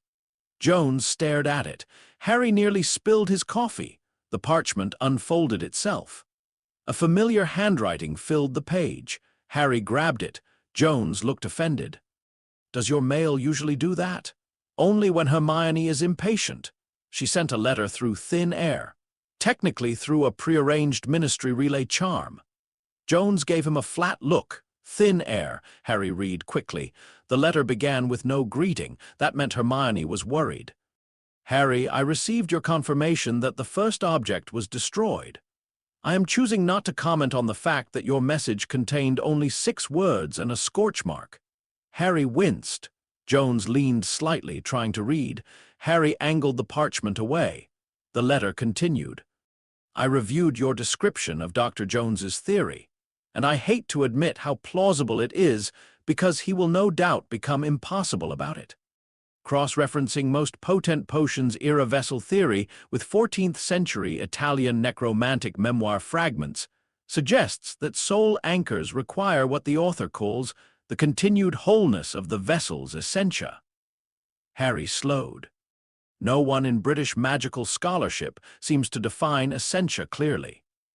They treat it as a vague metaphysical quality, which is exactly the kind of lazy terminology that makes me want to throw things. However, in context, it does not appear to mean merely physical wholeness. It refers to the vessel's identity, integrity, and recognized function. Harry looked up. Jones was watching him. "What?" Harry handed him the letter. Jones read it once, then again. His face changed in a way Harry was beginning to recognize, not surprise, vindication. "It means provenance?" Jones said. Harry blinked. "What? Essentia. It means provenance, obviously." Harry took the letter back. Hermione said identity, integrity, and recognized function. "Yes, provenance. You can't just reduce magical theory to museum language." "I'm not reducing it. I'm translating it into something useful." Harry looked down at Hermione's letter. There was more. "Be careful. If Jones is correct, then destroying the physical object may not be the only option, but do not experiment recklessly. I know you." "Yes, Harry, I mean you specifically." Harry felt accused by ink. "I am also sending a translated excerpt from the Italian memoir.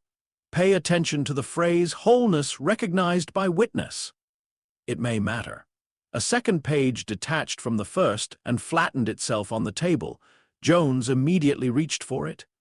Harry moved it out of reach. Jones looked at him. "Academic access. You said non-Horcrux magical artifacts. That is a text. It's Hermione's text. She sent it to both of us." "She sent it to me." She referenced my theory. Harry paused. That was unfortunately true. He slid the page across. Jones read. His eyebrows rose. "This is terrible Latin. Hermione said Italian memoir. The author is showing off in Latin and doing it badly. Can you translate it?" "I can insult it and translate it." Harry waited while Jones worked through the lines, muttering occasionally about grammar, arrogance, and dead men who should have hired better scribes. The key phrase, when Jones reached it, made the room feel smaller.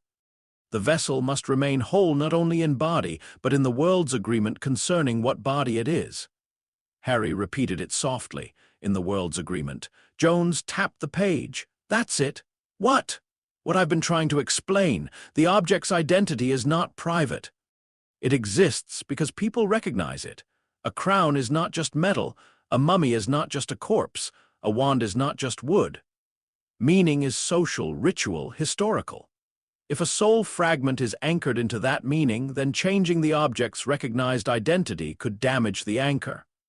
Harry sat down slowly. "So if we prove an object isn't what the Horcrux thinks it is, the anchor weakens. If we remove it from its context, possibly weaker. If we break its identity completely," Jones's eyes sharpened, "it may cease to function as a vessel." Harry stared at the broken solar disk. For years, Horcruxes had seemed invincible except through extraordinary destruction. Basilisk venom, Fiendfire, Sword of Gryffindor, things that could damage beyond repair. But what if repair had never meant only physical repair? What if the object had to remain itself? The diary had been a diary. Destroyed by Fang, the ring had been a ring. Cracked by the sword, the locket had been a locket. Split open and pierced, all physical destruction. But each had also been an object with identity. Tom Riddle's diary. The gaunt ring. Slytherin's locket. Hufflepuff's cup. Ravenclaw's diadem. Voldemort had chosen trophies because trophies carried meaning. He had never hidden his soul in a random stone. Even his arrogance had a structure. Harry leaned forward, elbows on knees. Could we destroy one without touching it? Jones did not answer quickly. That, more than anything, made Harry listen. Maybe, Jones said, if the vessel's function depends on its identity, and if that identity can be dissolved completely enough. Dissolved how? Depends on the object. That's not helpful. It's the only honest answer. Harry rubbed his eyes. Jones stood and went to the wall map again. We need the next object. The Luxor site. Yes, the signature is faint. Harry pulled his ley line chart closer. Much fainter than Amarna. At first I thought it was distance, but now I'm not sure. The resonance feels buried under layers. Older site, more coherent context, or weaker vessel. Can you find the exact chamber? Jones took the chart.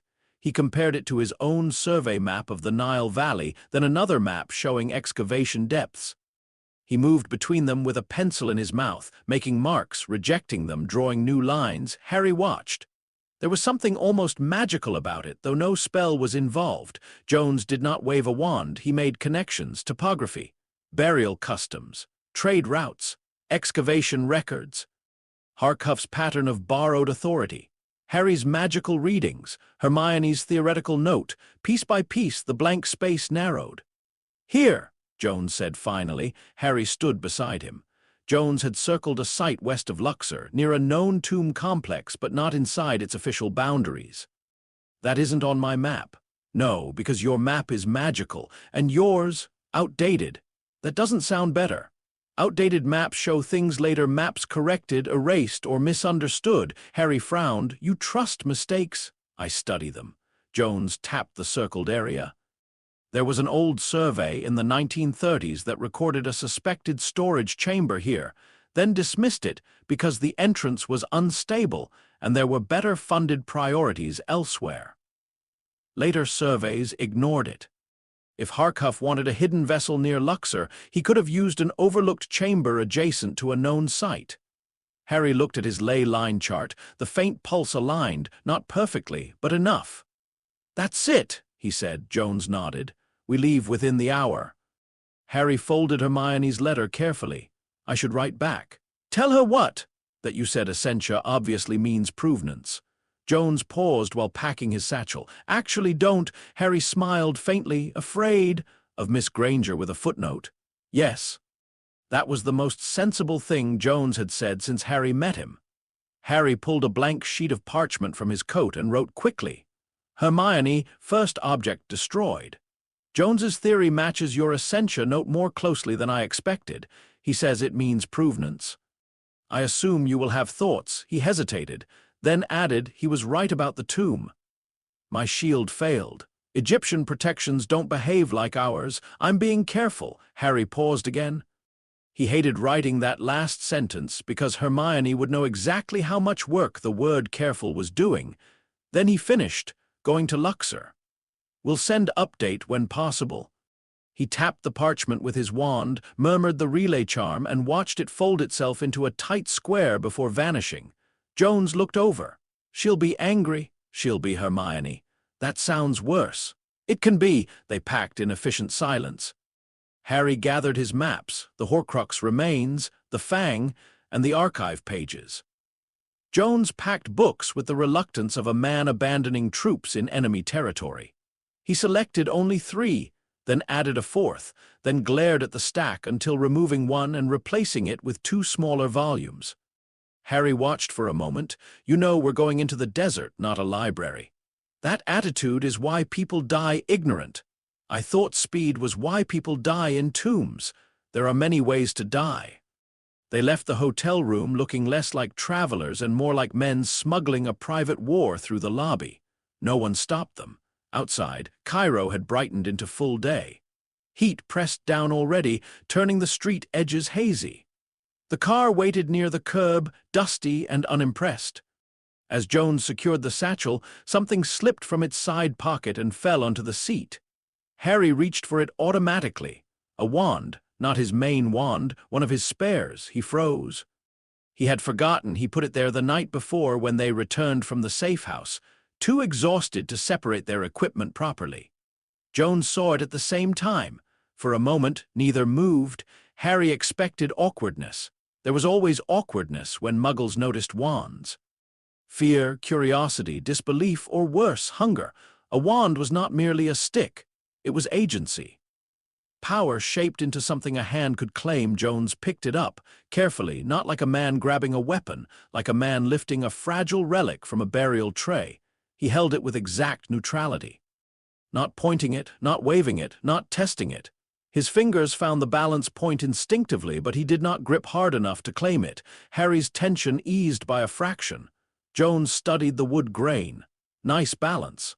Harry reached for it. Jones handed it back immediately. Ash. Jones asked. You. Jones's mouth tightened thoughtfully. Harry slipped the wand into his coat. That's a choice, Jones said. Harry looked at him. What does that mean? U has funerary associations in Europe. Death, longevity, churchyards, transformation. Good wood for a man carrying around dead things. Harry stared at him. It's just a spare. No object is just anything.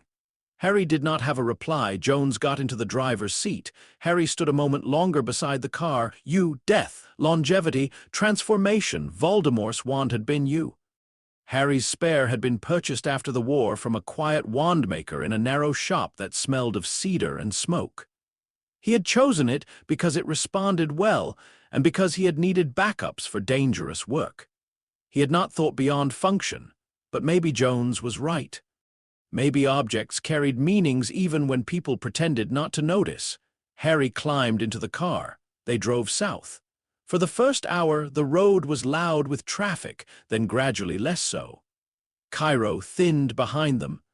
The Nile remained, sometimes visible, sometimes hidden beyond fields and settlements. The desert waited beyond everything, patient and enormous.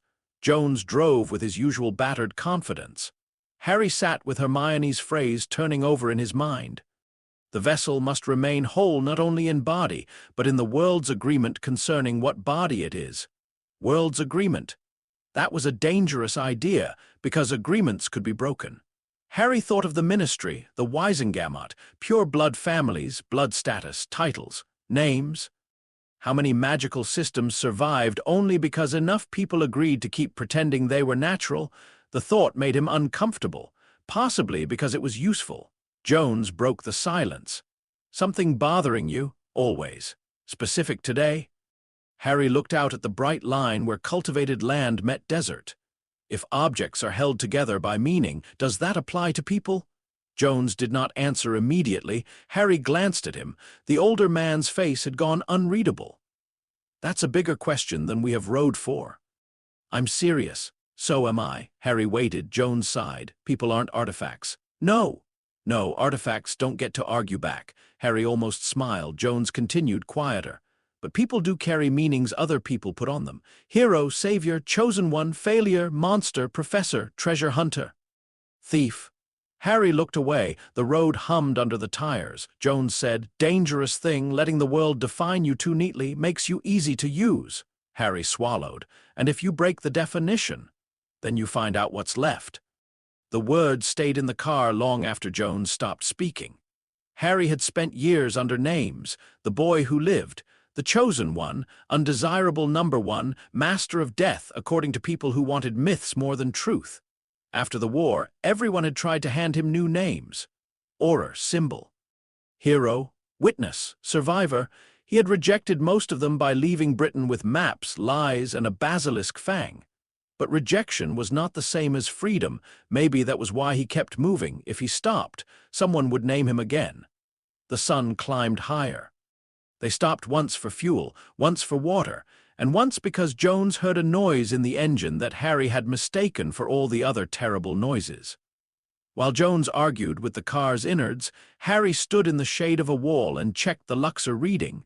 The pulse was faint, but closer now. It felt different from the solar disk. Amarna had whispered sharply, like metal under ice. This one was deeper, heavier, less eager. That worried him. When Jones returned, wiping grease from his hands with a rag, Harry said, "The second one feels stronger now, but not louder." Jones considered that. Older objects don't always announce themselves. Horcruxes do. Maybe this one doesn't need to. Harry did not like that. By late afternoon, they reached Luxor. The city rose around them in Layers River. Roads, temples, tourists, donkeys, buses, dust, and sunlight turning everything the color of old gold. Ancient stone stood beside modern noise without apology. Columns and ruins appeared not as dead things, but as survivors forced to tolerate traffic. Harry felt the Horcrux beneath it all, not under the city exactly, beyond it, westward, toward the land of tombs. They checked into a smaller hotel than the one in Cairo. Jones knew the owner. Of course he did. Their room overlooked a courtyard where a fountain failed heroically to cool the air. Harry expected them to leave immediately. Jones instead laid out maps. Harry stared at him. "We're not going now." "No, we still have daylight." "Exactly. Everyone can see us." "We could use disillusionment charms. And if magical detection is part of the problem," Harry closed his mouth. Jones marked a path west of the river. "We go before dawn, not tonight." "Why?" "Because tomb entrances are easier to read in low morning light. Shadows reveal relief cuts. Also, you're tired." "I'm fine." Jones looked at him. Harry looked away first. "I hate that word," Jones said. "I know." "Then stop using it." Harry sat on the edge of the bed. The frustration hit him suddenly. Not anger at Jones, not really. Anger at slowness, at caution. At the idea that Voldemort's soul could lie under stone while Harry waited for better shadows. Jones noticed. He always noticed. "You think waiting is weakness," he said. Harry's voice was low. "I think waiting gets people killed. Sometimes." Harry looked up. Jones was standing by the table, one hand resting on the map. "Sometimes rushing does," he said. Harry said nothing.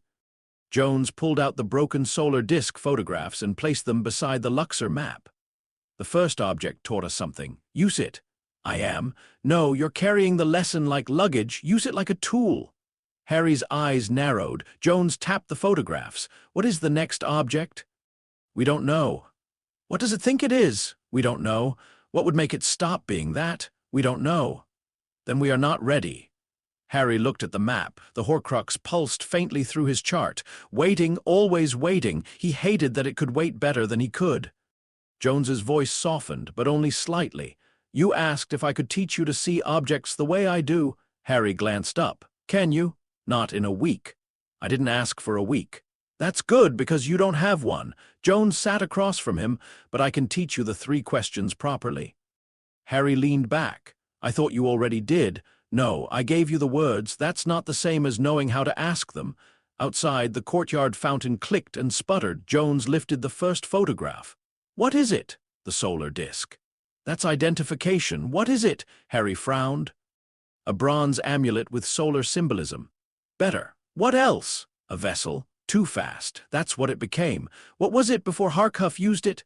Harry looked at the image. The amulet's rays were uneven, handmade, not royal quality but carefully done, a devotional object. Maybe personal? Harry leaned closer.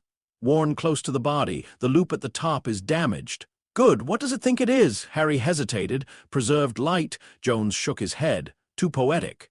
Harry tried again. "A witness. Something meant to carry the sun's protection with the wearer." "Better?" And Horcrux placed it in a false burial context so it would become not just protection, but preservation. Jones nodded. "Now the third question. What would make it cease to be that?" Harry looked at the broken disc. "Naming the false context weakened the seal. The fang destroyed the physical vessel." "Yes, but another way," Harry thought. "If it were removed from the burial context and catalogued as a personal devotional amulet, not a preserved funerary object, maybe the Horcrux anchor weakens because the object's assigned identity changes." Jones's eyes brightened. There. Harry felt it too, not triumph, understanding, small but real. Jones set the photograph down. "You're not bad at this." Harry gave him a tired look. "High praise." "I said not bad. Don't get ambitious." They worked until night, not with spells, with questions. Jones made Harry describe every known Horcrux he had encountered, not emotionally, but materially.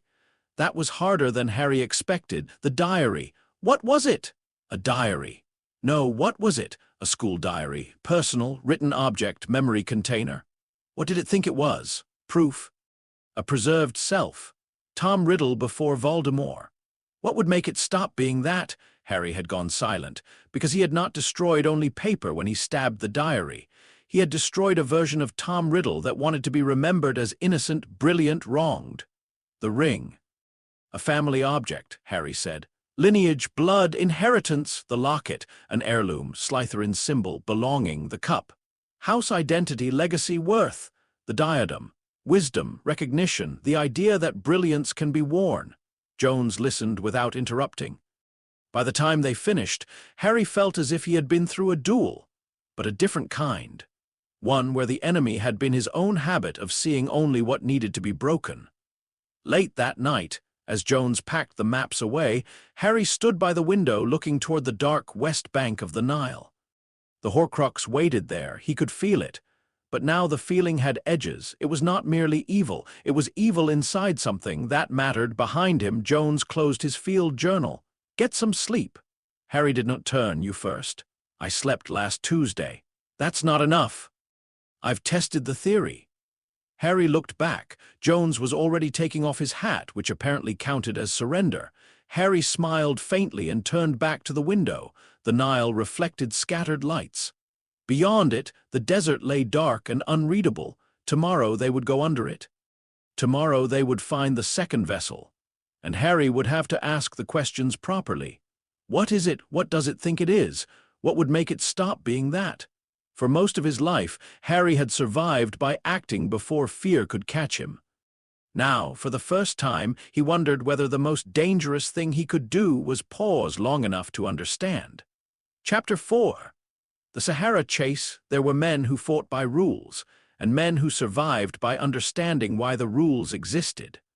Before dawn, Luxor looked like a city holding its breath. The tourists were still asleep. The buses had not yet begun their daily procession toward temples and tombs. The river moved in darkness, carrying faint reflections from lamps along the bank. Somewhere, a donkey complained into the quiet as if personally offended by the concept of mourning. Harry stood beside the car while Indiana Jones checked the tires with the solemn attention of a healer examining a patient who had survived too many accidents. "You know," Harry said, watching Jones crouch beside the front wheel, "magic can repair tires." Jones did not look up. "Magic repaired the scorch mark on my hotel desk badly enough that it now looks like a map of Sicily." "That was not my best work." "Exactly."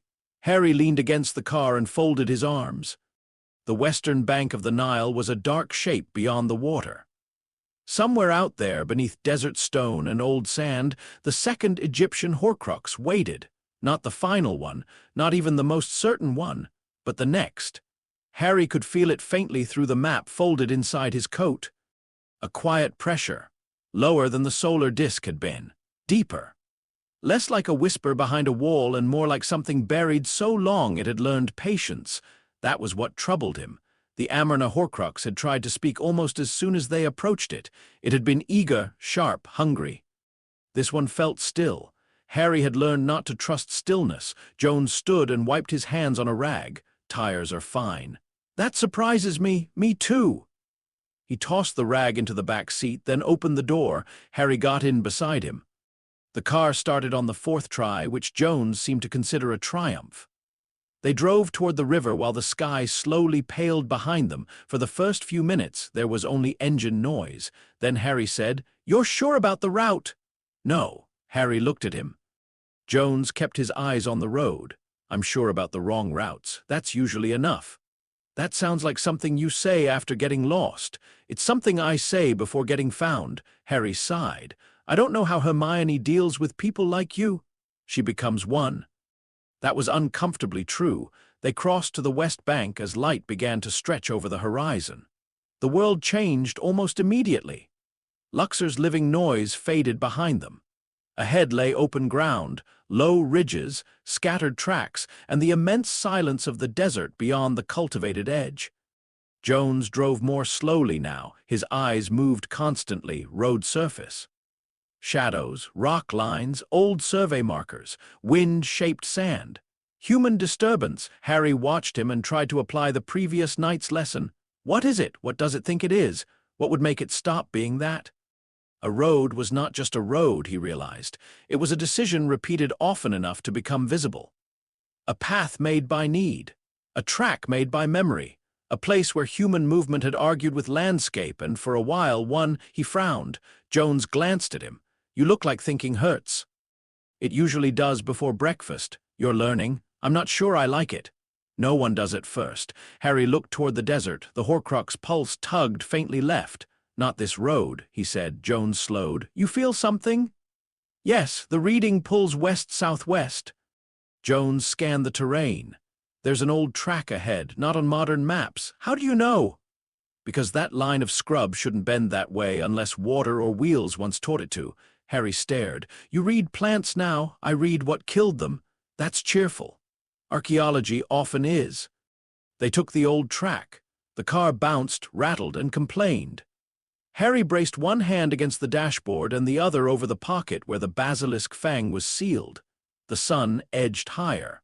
Light struck the desert in long, low bands, revealing textures that would vanish by noon. Ridges appeared. Shallow depressions emerged. Lines cut into stone became visible for moments before the brightness swallowed them. Jones had been right. Morning shadows told the truth. After nearly 40 minutes, they reached a low outcrop overlooking a shallow basin. There were remnants of an old excavation there, not active, not maintained. Barely more than weathered stakes, collapsed canvas, and a few half-buried crates left by people who had either run out of funding or patience. Harry stepped out of the car. The Horcrux sensation sharpened. He turned slowly. There. Jones followed his gaze to a dark seam near the base of the outcrop. It did not look like an entrance. That was why it probably was one. Jones walked toward it, crouched, and brushed sand away from a stone edge. Old survey was right, he murmured. Storage chamber or unfinished tomb annex. Harry came closer. Can we enter? Eventually. Harry closed his eyes briefly. Meaning the entrance is partially collapsed, and if we force it from the wrong angle, we bury whatever is inside, possibly ourselves with it. Harry looked at the seam. The Horcrux pulled at him, not loudly, but insistently now. There's something inside. I know. I mean something alive. Jones paused. Harry opened his eyes. Not alive exactly. A presence? Horcrux, maybe, but it feels shielded. Jones studied the entrance. Then we do this carefully? Before Harry could answer, the desert changed. It was not sound first. It was pressure. A ripple in the air behind him, like the moment before a storm breaks. Harry spun. 3 black shapes descended from the brightening sky, broomsticks. For a ridiculous half-second, Harry's mind rejected the image. Brooms did not belong here. They belonged above Quidditch pitches, stormy British hills, school towers, moonlit escapes, not over Egyptian desert. Then the nearest rider dropped lower, and Harry saw the mask. Death Eater. His wand was in his hand instantly. Jones straightened beside him. Friends of yours? No, I guessed.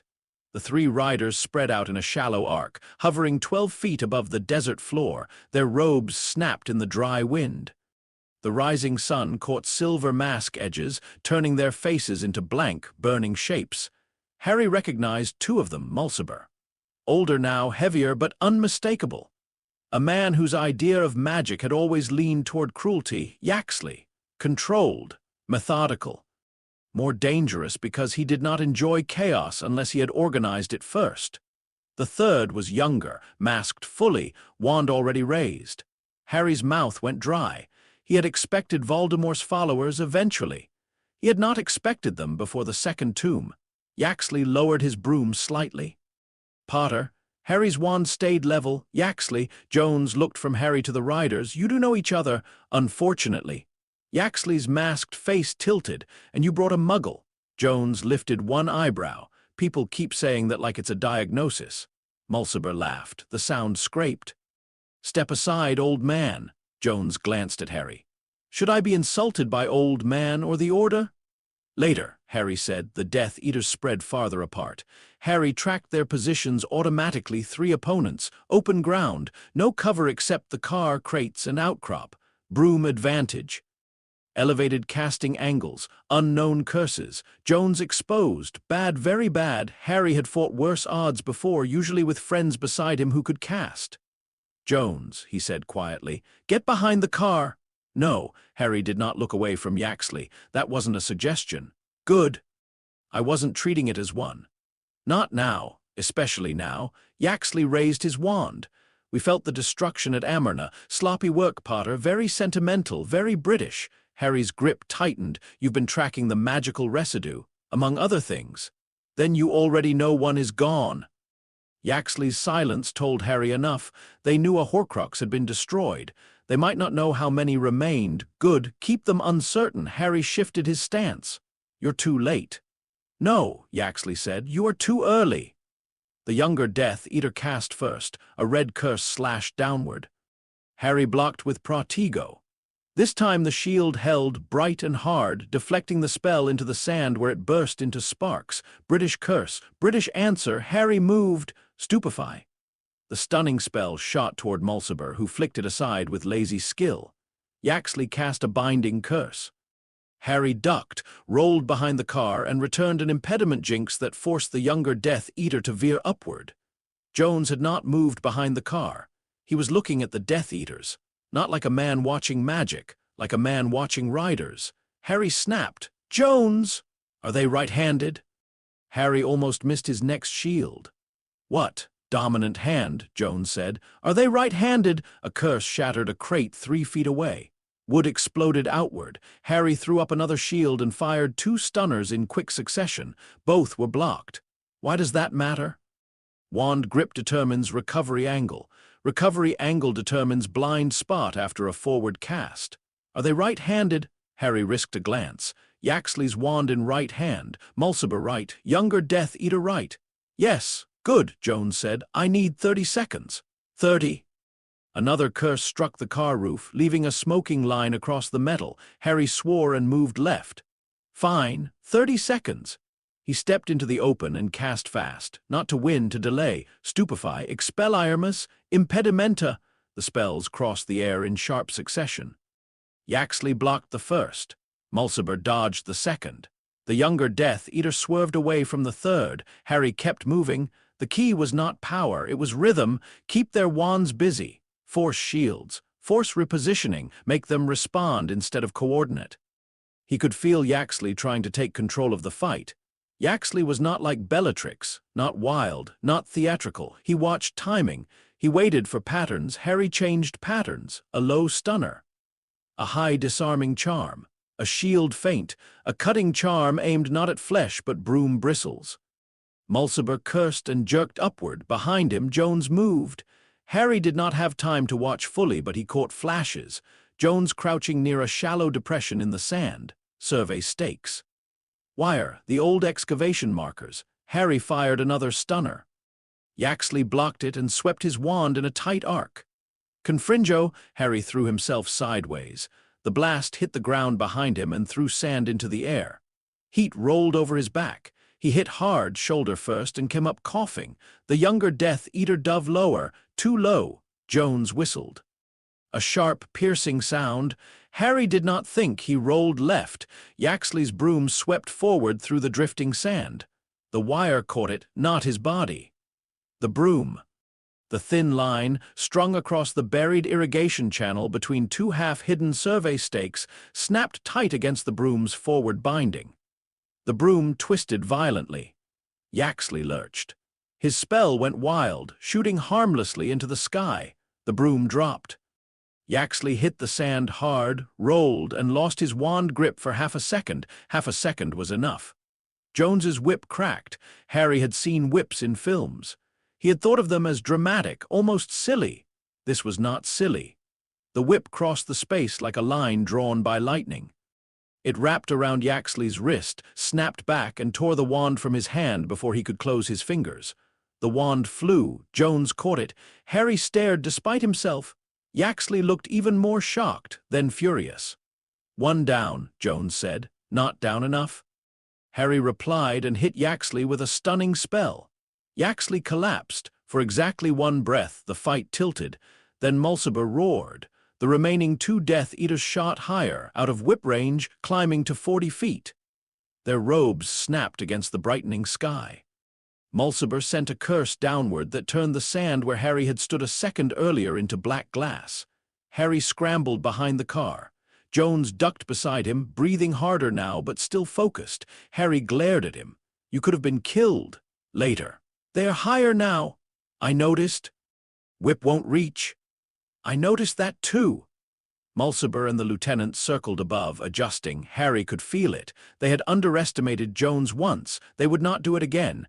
Yaxley lay stunned near the channel, wandless but not permanently out.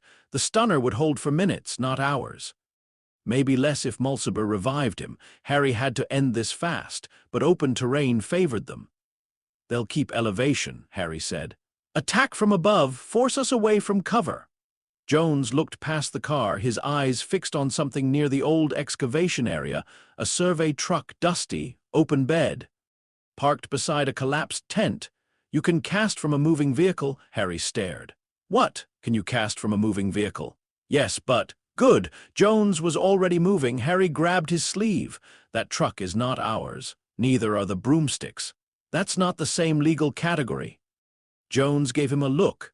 "Are you about to lecture me on theft during a magical death ambush?" Harry released him. "Go." Jones ran low across the sand toward the truck. Harry stepped out from behind the car and fired upward. "Impedimenta!" The spell missed Mulciber by inches, but forced him to bank. The lieutenant shot a purple curse downward. Harry shielded, felt the impact shudder through his arm, and countered with a blasting charm aimed at empty air near the broom's path. The explosion did not hit the Death Eater. It did not need to. The broom bucked in the shockwave. The lieutenant rose higher, cursing. Behind Harry, the truck engine coughed, once, twice, then roared alive. Harry looked back. Jones sat behind the wheel with the expression of a man who considered hot wiring less a crime than a professional skill. "Get in!" he shouted. Harry sprinted. A curse struck behind him, spraying sand against his legs. Another hit the truck's side with a metallic scream. Harry vaulted into the bed as Jones slammed the truck into motion. There were no seats in the back. Only crates, rope, dust, and a metal rail that Harry grabbed with one hand while keeping his wand raised with the other. The truck lurched forward. Harry nearly fell out. "Warn me." "I did. You shouted while moving." "That was the warning." Mulciber dove. Harry pointed upward. "Expelliarmus?" Mulciber rolled aside midair, smooth and practiced. Harry cast again. "Impedimenta?" This time the spell clipped the edge of the broom's tail. Mulciber's flight wobbled. Jones drove straight toward the descending Death Eaters. Harry realized what he was doing a second before the lieutenant did. The Death Eaters were trained to dodge spells. They were not trained to dodge trucks. Jones drove not where they were, but where they would be if they completed their dive. It was not fast enough to run them down outright. The terrain was too rough, but it forced a choice. Rise and lose the attack angle, or continue and risk being hit by a Muggle machine moving with insane confidence. The lieutenant chose late. He pulled up sharply. His spell went wide. Harry hit him with a stunner. The spell caught his shoulder. Not full impact, but enough. The Death Eater cried out, lost balance, and spun away. Mulciber bellowed and cast something Harry did not recognize. A black cord of magic lashed toward the truck. Harry shielded. The cord struck Protego and wrapped around it, hissing. Harry felt the shield strain, not break, but bend. "Jones!" he shouted. "I'm busy!" The cord tightened. Harry changed tactics. Instead of pushing against it, he dropped the shield for half a heartbeat. The curse snapped forward with no resistance. Harry ducked. The black cord passed over him and struck the crates behind him, binding them in a violent knot. Harry pointed at the bound crates. "Reducto!" The crates exploded upward in a controlled burst of splinters and dust. Mulciber flew straight into the cloud. Jones swerved. The truck plunged down a shallow slope and bounced hard enough that Harry's teeth clicked together. Harry hit the truck bed on one knee. Pain shot up his leg. He forced himself upright.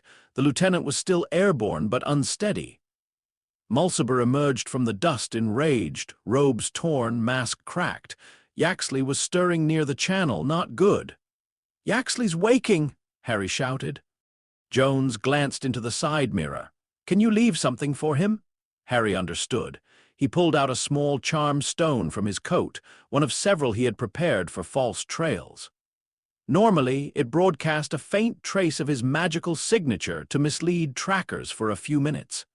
He needed more than that. The Horcrux residue from the broken solar disk was sealed, but enough remained on the outer cloth to create an echo dangerous, useful.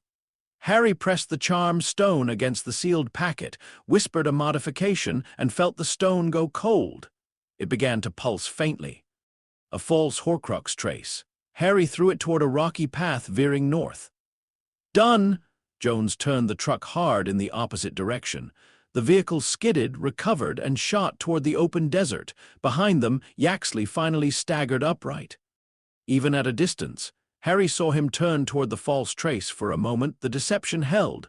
Mulciber shouted something. The lieutenant followed. Yaxley hesitated, then barked an order.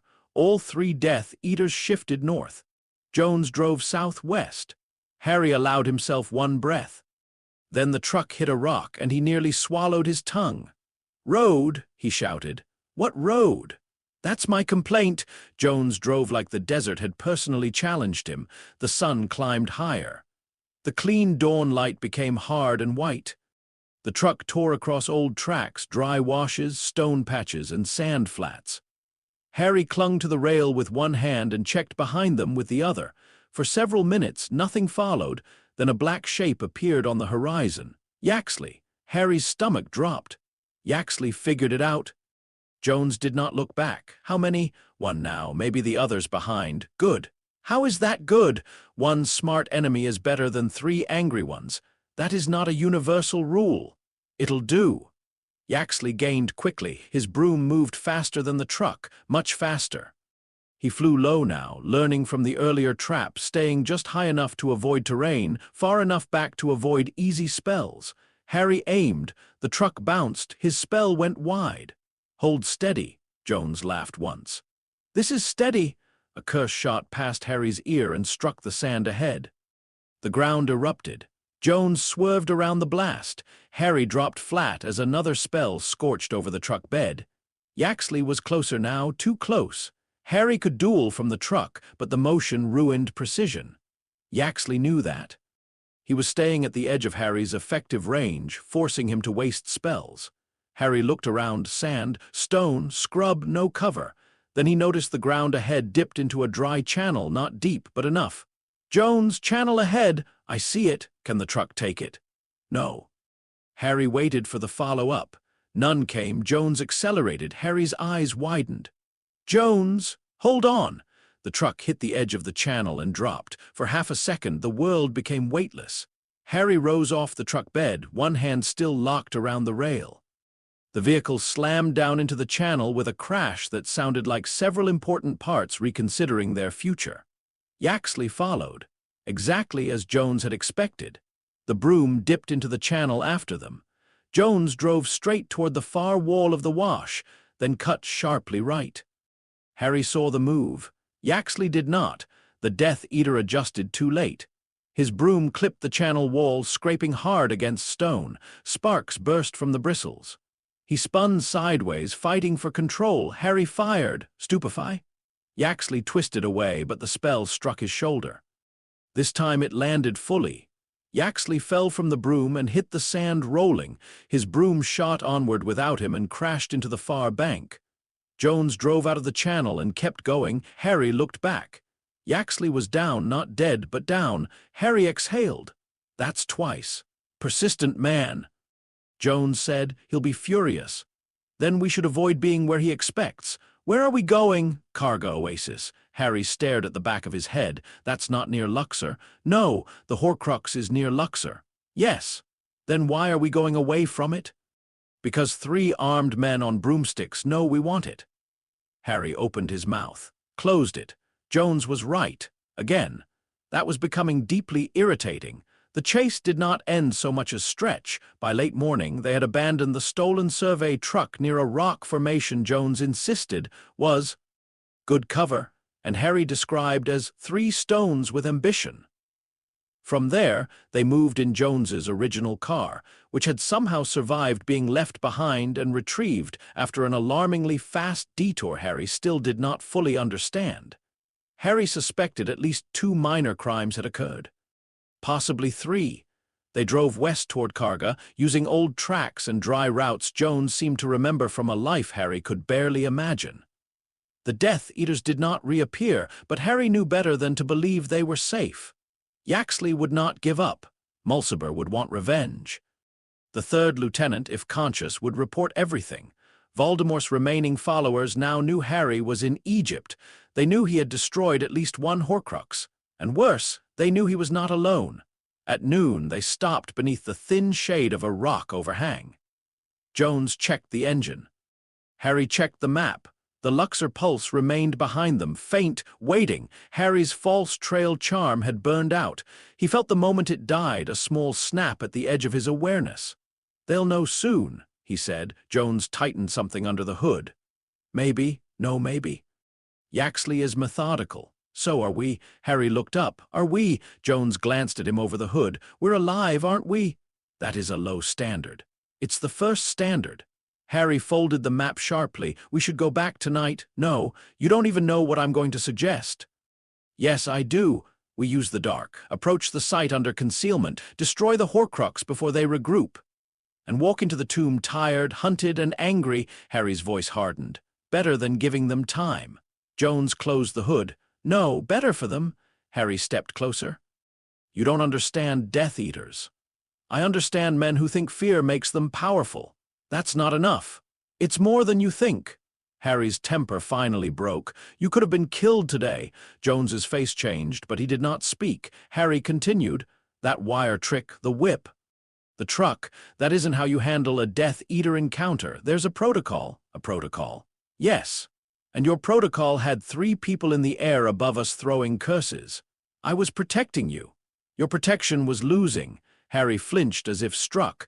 Jones did not look pleased about it. But he did not take it back. "My protocol," Jones said. "Put one of them on the ground. Your methods are guesswork." "No," the word cracked through the hot air. Jones stepped around the car. "They are applied history." Harry stared at him. Jones's voice stayed low, but there was iron under it now. "Pure blood dueling tradition hasn't changed in 300 years. Right-handed forward casting, shoulder recovery, dominant side shield bias, over-reliance on wand line control. I read about it in a text from 1602 and watched them prove it in 10 seconds. Harry said nothing. I knew Yaxley's recovery angle. I knew his blind spot. I knew riders commit to descent paths when casting downward because the body follows the wand. I made it up as I went, yes, but I went informed. The desert seemed very quiet. Harry looked away first. His anger had not vanished, but it had lost its footing. Because the worst part was not that Jones was right. The worst part was that Harry understood. Harry had been making it up as he went for years, at Hogwarts, in the Triwizard Tournament, at the Ministry, in the forest. After the war, he had survived by improvising. But he had rarely admitted that was what he was doing. He had called it instinct, luck, necessity. Jones called it a method, and that made it sharper, more honest, more frightening. Harry leaned back against the car. I thought you were going to die, he said. It came out quieter than he intended. Jones's expression softened by a fraction. I know. I can't protect you from everything. I didn't ask you to. You should. Jones gave a dry half-smile. That would be a first. Harry looked at him. For a moment, the older man seemed not legendary or irritating or impossible, but simply tired. Weathered by decades of rooms that collapsed, enemies that underestimated him, friends who did not always walk out, and artifacts that outlived everyone who tried to possess them. Then the moment passed. Jones reached into the car and took out a canteen. "You're young," he said. Harry almost laughed. "I don't feel young." "That's not the same thing." Harry accepted the canteen. The water was warm. He drank anyway. Jones looked toward the west. "We get to Karga. We disappear long enough for them to commit to the wrong search pattern. Then we double back." "When?" "Tonight." Harry lowered the canteen. "You just said no." "I said no to entering the tomb tonight." "What's the difference?" "We go back to Luxor tonight. We enter at dawn." Harry considered. That was slower than he wanted, but not foolish. He hated that those were becoming different categories. By late afternoon, they reached the outskirts of Karga Oasis. To Harry, after hours of desert, it felt almost unreal. Green broke through the harsh landscape. Palms, low buildings, water, human life gathered around survival. The oasis did not defeat the desert, it negotiated with it. Jones knew exactly where to go. Of course. They left the car near a mechanic who greeted Jones with surprise, suspicion, and then laughter. Jones introduced Harry as his assistant again. Harry was too tired to object properly. They spent the next hour inside a shaded room behind a small store, drinking tea while Jones spoke with two men in rapid Arabic, and Harry sat with his wand hidden under the table. No one attacked. That helped. Eventually, Jones returned with a rough local map and a small packet of food. "We have a route back." "Good. And fuel?" "Better." "And news?" Harry straightened. "What news?" "Three foreign men asking about two travelers. One young British man, one older American. They arrived angry. Death Eaters. They weren't wearing masks in town, but yes." "How close?" "Close enough that we leave now." They did. This time there was no dramatic chase. That made it worse. The sun lowered behind them as they drove out of Karga by a different route, one that wound through lesser-used tracks and dry land where the car's dust trail would be harder to follow. Jones drove without headlights long after Harry would have considered it impossible. The desert at dusk became a place of silhouettes. Every rock looked like a crouched figure. Every distant movement could have been a broom against the sky. Harry kept his wand in hand the entire time.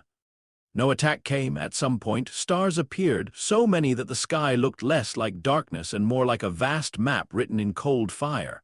Harry looked up despite himself. Jones noticed. "Different from Britain?" "Yes. Deserts are good for stars. They make everything feel small." "That's also useful."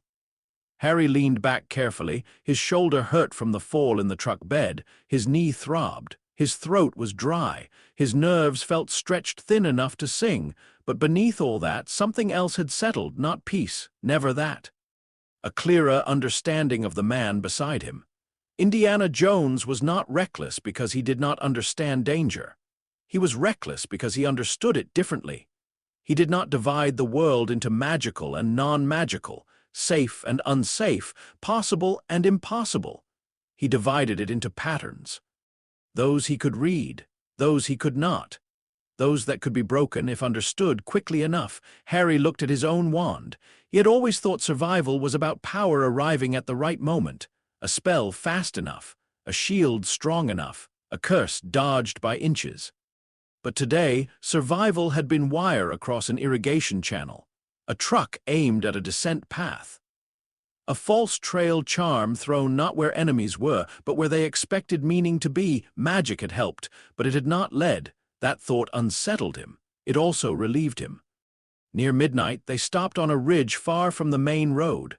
Luxor's distant lights were barely visible to the east. Jones turned off the engine. For a while, they sat in silence. Then Harry unfolded the map. The Horcrux pulse had strengthened again. They were closer. Behind the desert ridges, the second tomb waited. So did Yaxley, somewhere. So did Mulciber. So did whatever remained of Voldemort's soul. Jones leaned over the map. "Tomorrow," he said, pointing to the marked site, "we enter from the south side, not the old survey path." Harry looked at him. "Why?" "Because Yaxley will expect the path he saw us near this morning." He saw the entrance. He saw an entrance. Harry studied the map. "There's another. Maybe service shaft, drainage cut, robber tunnel, something. Tombs like that have more than one way to lie." Harry nodded slowly. "What do we do about the Death Eaters?" Jones looked toward the dark horizon. We make them chase the wrong question. Harry almost smiled. That sounds like archaeology. It sounds like survival. Harry folded the map. For the first time all day, the anger had faded enough to leave exhaustion behind. He looked at Jones. Your methods are still insane. Jones put his hat over his eyes and leaned back in the seat. Your world uses flying brooms in gunfights. They weren't guns. Not the point. Harry looked out at the stars.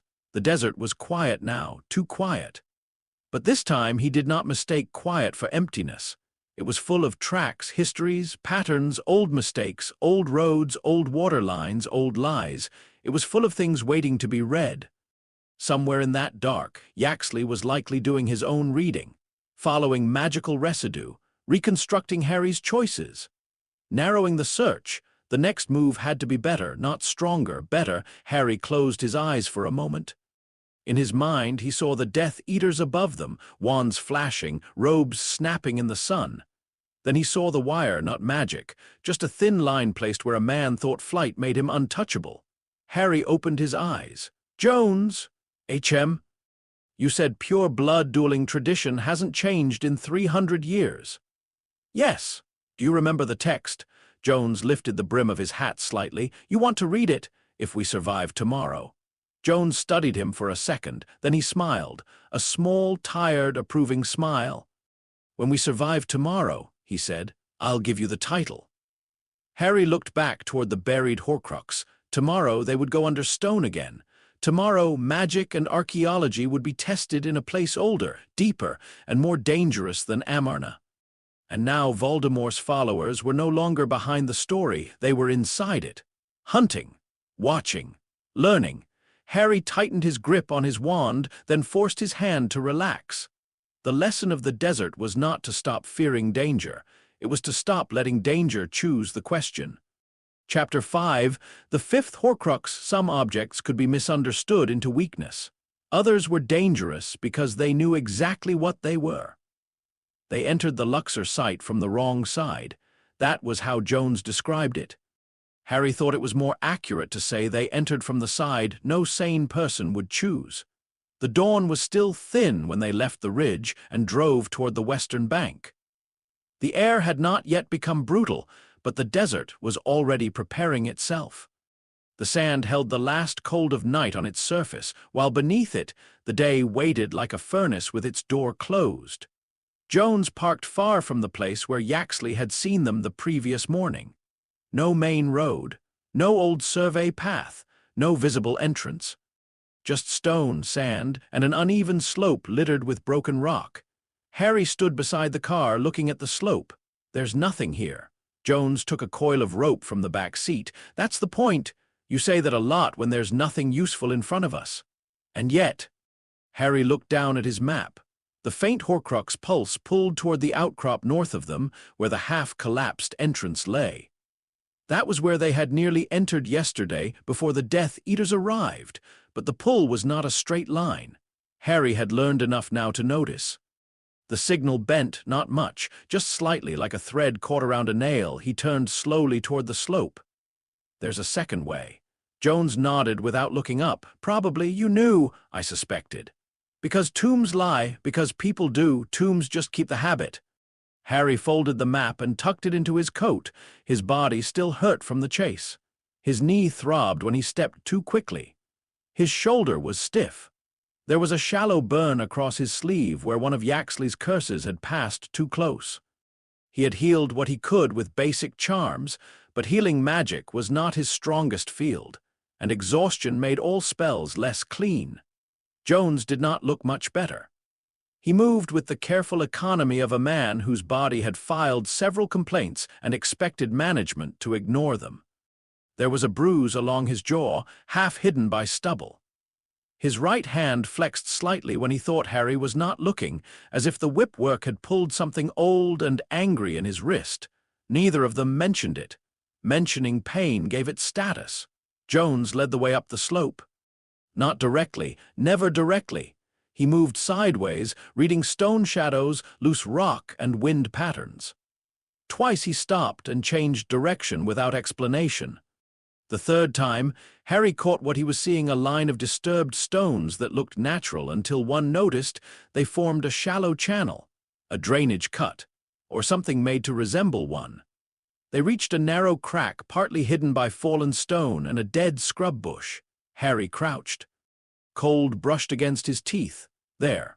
Jones knelt beside him and shone a flashlight into the gap. The beam vanished into darkness. "Robber tunnel," he said. "Is that good?" "No." "Is it better than the trapped front entrance?" "Possibly." "That is not comforting. Comfort is rarely accurate."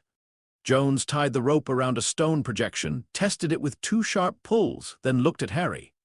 "Want light only after we're inside and I say?" "I know. Say it." Harry gave him a look. Jones waited. Harry sighed. "Want light only after we're inside and you say?" "Good." "I defeated the darkest wizard in Britain." "And yesterday you nearly got flattened by a floor." Harry had no answer that improved his dignity.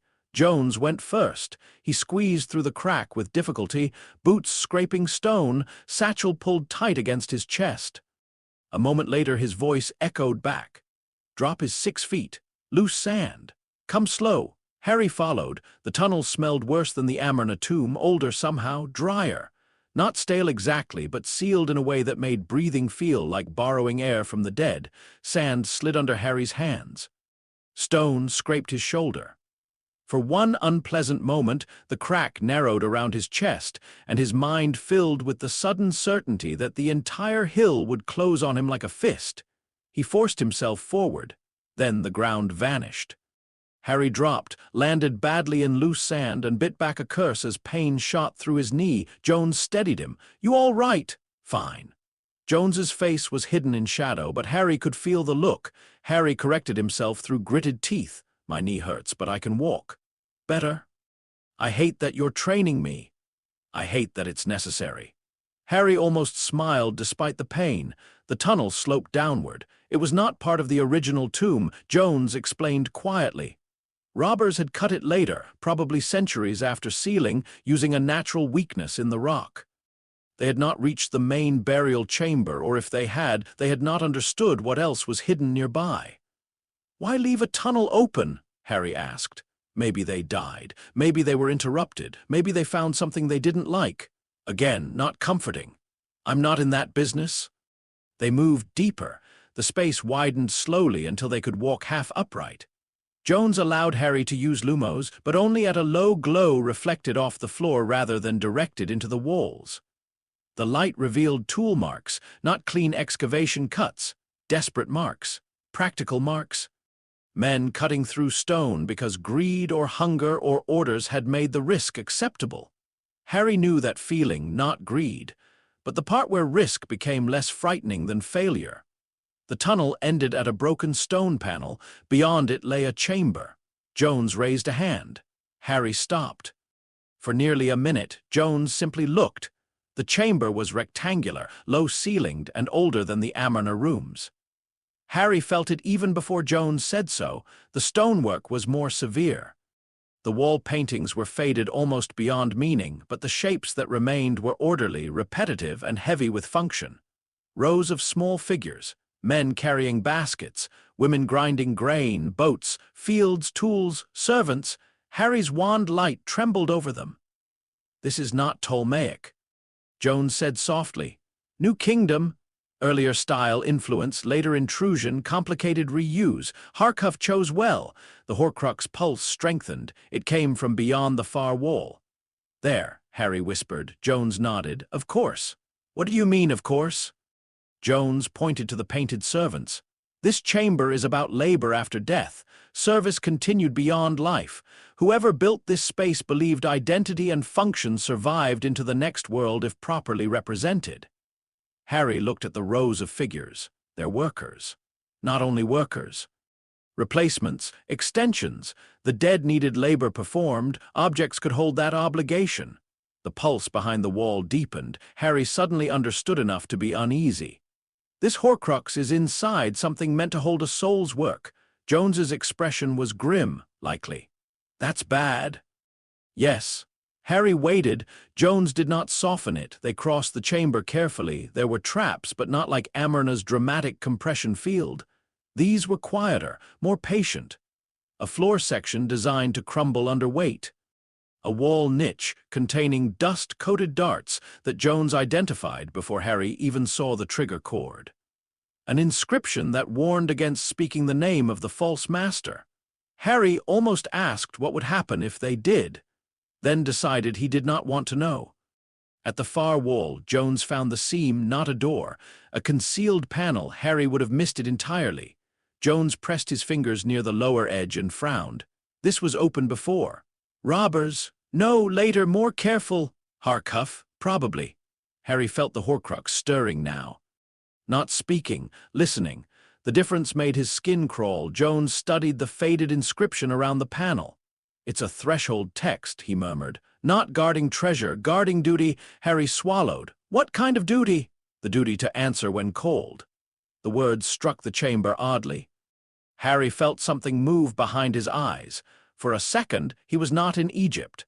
He was 11 years old, hearing whispers before he knew he was a Parselmuth. He was 15, running to the ministry because a vision told him Sirius was being tortured.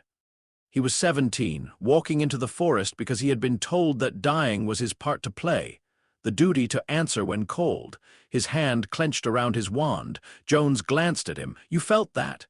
Yes, Horcrux, maybe, or the room. Then don't answer anything. Harry gave a short laugh. That's harder than it sounds. Jones did not ask why. He translated the threshold slowly, checking each phrase against 2 notes from his book. The servant who knows his name may pass. The servant who forgets his name belongs to the house. Harry stared at the panel. That sounds like a warning. It is. How do we pass? Jones looked at him. We do not let the tomb define us. Harry almost said that was poetic, but after the previous night's conversation, it felt practical. Jones touched the panel and spoke a phrase in a low voice. The stone shifted. A gap opened. No curse fired, no dust storm erupted, no ancient guardian screamed. Harry found that more disturbing than if something had. They entered the inner chamber. It was small, almost plain. A single stone shelf stood against the far wall. Around it were carved lines radiating outward, not like sunlight this time, but like cords. Each cord ended in a small figure kneeling, hands raised, waiting for instruction. On the shelf sat an alabaster figurine, an Ushabti. Harry knew the word because Jones had explained it the night before. Funerary figurines meant to serve the dead in the afterlife. Small workers, substitute laborers, bodies for duty. This one was beautifully carved, a kneeling servant, head bowed, arms crossed over its chest. Its features were delicate and calm. Its surface had yellowed with age. Tiny hieroglyphs ran down its front in narrow columns. It should have seemed harmless. Instead, the chamber felt as if every breath had to ask permission. Harry's scar prickled. Not pain, recognition. The Ushabti did not whisper. It waited to be commanded. Jones did not approach at first. He removed his hat. That surprised Harry more than anything. The gesture was not religious exactly. It was respect or caution. In Jones, those were often the same thing. What is it? Harry asked quietly. Jones's eyes stayed on the figurine. A soul vessel. Harry's stomach tightened. You haven't examined it. I don't need to, not for that. You always examine first. I am examining. Jones's voice was low. This one knows what it is. The words settled over them. Harry looked at the Ushabti again. The solar disk had been a false object in a false context, borrowing meanings to hold a soul fragment. It had been vulnerable because Jones could expose the lie. This was different. The Ushabti was not pretending. It was made to hold service, made to answer, made to carry a piece of identity beyond death. Horcrux had not forced a contradiction onto it. He had chosen an object whose original meaning already leaned toward the impossible thing he wanted. For the first time since entering, Jones looked uncertain. That frightened Harry more than the tomb. What now? Harry asked. Jones set his satchel down and opened it. Now we test. Carefully. Jones gave him a sidelong look. You're learning. He began with documentation, photographs first, 4 angles, then 6. Then closed details of the inscription. He sketched the chamber layout, the shelf, the carved cord lines, the position of the figurine relative to the entrance. He noted the alabaster quality, tool marks, likely period of carving, and later magical interference visible only because Harry described the sensation while Jones recorded it. Harry stood watch, not for Death Eaters, not yet. For the Ushabti, it did nothing. That was the worst part. A diary had spoken, a locket had tempted, the solar disk had screamed. This simply waited. Jones finished the first set of notes and approached the shelf. "Do not cast unless I tell you." "I know. I mean it more this time, so do I." Jones leaned close enough to read the inscription. His lips moved silently, then he frowned. "What? This is not Horcruxes' inscription." Harry stepped closer despite himself. "Original? Mostly. Standard Ushabti formula. Instructions for the servant to answer when the deceased is called to work in the afterlife." "Mostly," Jones pointed without touching. "Here, a later insertion. One line carved between existing columns. Very fine work. Easy to miss." Harry looked. He saw only scratches. "What does it say?" Jones translated slowly. "When the master calls, answer with the part that cannot die." The chamber seemed colder. Harry's wand hand tightened. "That's him. Yes. Horcrux added that. Yes. Can you remove the line? Scrape it off." Jones's expression flickered. For a moment, Harry thought he had found the solution. Then Jones shook his head. "Physical removal may damage the text, but it won't change the underlying function. The Ushabti is still what it is. But the Horcrux anchor may be strengthened by the original formula, not the added line." Harry understood. The added line was not the foundation. It was a hook attached to a foundation that had already existed for thousands of years. Jones took out a small card and pencil. "We try the first approach, reclassification." Harry blinked. "You're going to argue with it? In a sense." "That worked last time." "Because last time the object was lying, and this one isn't." "No." Jones stood before the shelf and spoke in a careful blend of translated phrase and formal declaration. Harry did not understand the ancient words, but he understood the structure from tone alone. Jones was naming the object not as a servant of the dead, but as a carved funerary representation. An artifact, a figure, a product of hands, not a body for obligation. The Ushabti did not move, but the air tightened. Harry's ears popped. Jones continued. The carved cord lines on the wall seemed to darken. Harry lifted his wand. Jones raised one hand without looking at him. "Wait." The pressure grew. For a second, Harry heard footsteps. Hundreds of them, bare feet moving through dry fields. Baskets lifted, tools dragged. 1,000 dead servants answering names that were not theirs. Then Jones stopped speaking. The pressure vanished. He exhaled once, slowly. "No," Harry swallowed. "No, it rejects reclassification.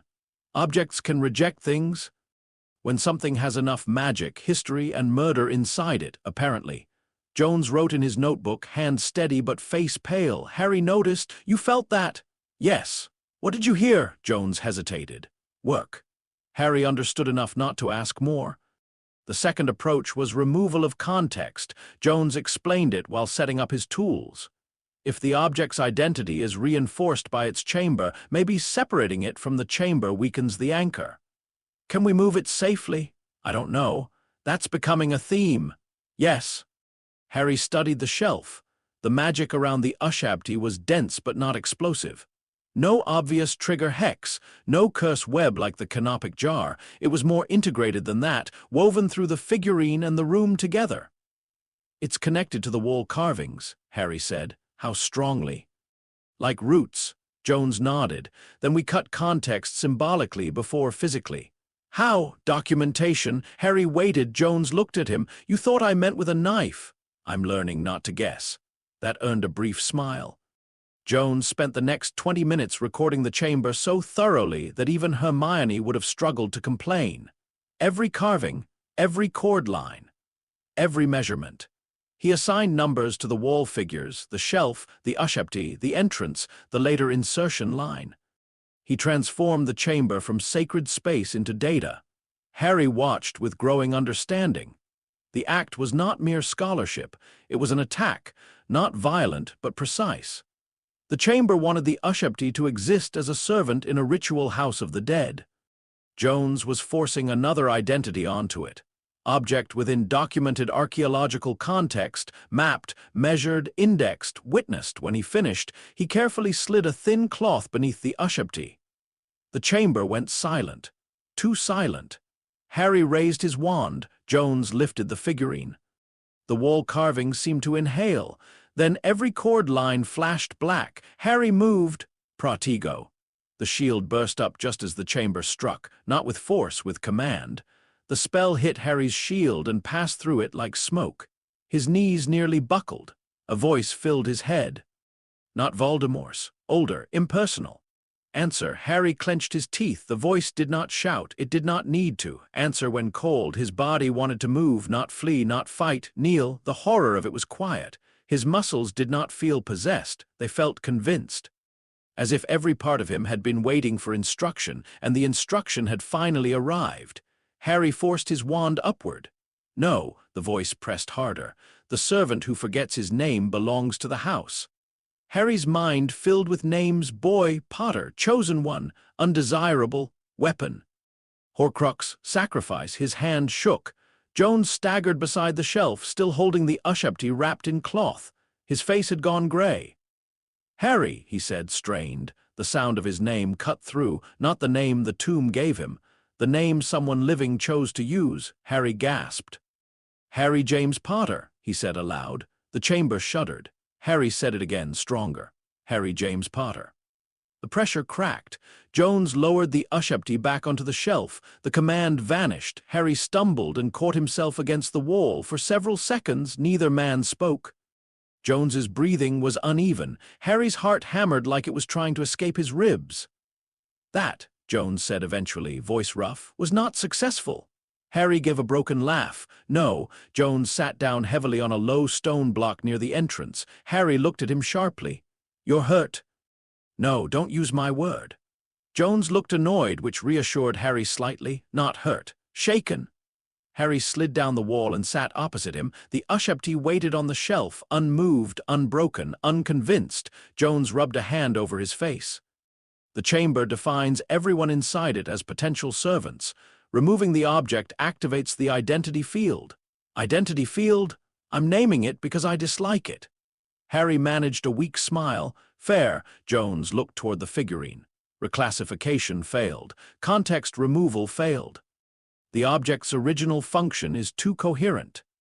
Harry followed his gaze. The Ushapti's bowed head seemed almost humble. That made it worse. What's the third approach? Jones did not answer. Harry already knew. The silence gave it shape. The third approach was Harry's, basilisk venom. Soul destruction by force, the old way. Jones stood slowly and walked back to the shelf. He did not touch the figurine again. He simply looked at it for a long time. When he spoke, his voice held no frustration, only acknowledgement. This one is yours. Harry looked up. Jones turned to him. I can tell you what it is. I can tell you why it works. I can tell you why my methods won't invalidate it. He looked back at the Ushapti. But I cannot deconstruct a concept that is archaeologically correct. Harry stood. His body felt heavy. This is a soul vessel. Yes. And the only way to destroy a soul vessel's function is with something that acts on the soul itself. That's not my field, Jones said. The words were simple. They mattered because Jones did not pretend otherwise. Harry had known many clever people who hated limits. Dumbledore had hidden his behind riddles. Voldemort had denied his until they killed him. Hermione fought hers until she found another book. Jones named his and stepped aside. That, too, was a kind of discipline. Harry took out the sealed vial. The basilisk fang floated inside. He had used it before, more than once now. Each time the act had felt like striking a match in a room full of gas. Necessary, dangerous, final. This time felt different because now Harry understood the object. He knew what it was. He knew what it thought it was. And he knew why it would not stop being that through argument. Jones moved beside him, not between him and the shelf this time. I'll translate the inscription, he said. Harry nodded. His mouth was dry. Jones began, not dramatically, not with reverence, just clearly. O Ushapti, if I am called, if I am counted, if I am commanded to perform any work required in the realm of the dead, you shall say, Here I am. Harry's grip tightened. Jones continued, "You shall take up the basket. You shall till the fields. You shall carry sand from east to west and west to east. You shall answer for the one who is named." His voice shifted. "This is the later insertion. When the master calls, answer with the part that cannot die." Harry stared at the kneeling figure. The Horcrux inside it did not whisper. It waited. Waiting was its language. Harry stepped closer. "I don't know if you can hear me," he said. Jones's pen paused over the notebook. Harry did not look at him. "I don't know how much of him is in there. Maybe just hunger, maybe fear, maybe nothing that understands words." The chamber remained silent. Harry went on. "But you are not a servant, and you are not a master. You're a piece he tore off himself because he was afraid to die." His voice shook once. He steadied it. "You were never life. You were never immortality. You were damage hidden inside an object made to answer for the dead." The air thickened. Jones began writing again. Very quietly, Harry lifted the fang. "The vessel is going to cease to exist. The duty is ended. The name is refused. Whatever he put inside, you will not be preserved." For the first time, the Ushabti responded. Its head lifted. Not physically. Harry knew the figurine had not moved. Jones would later swear the same.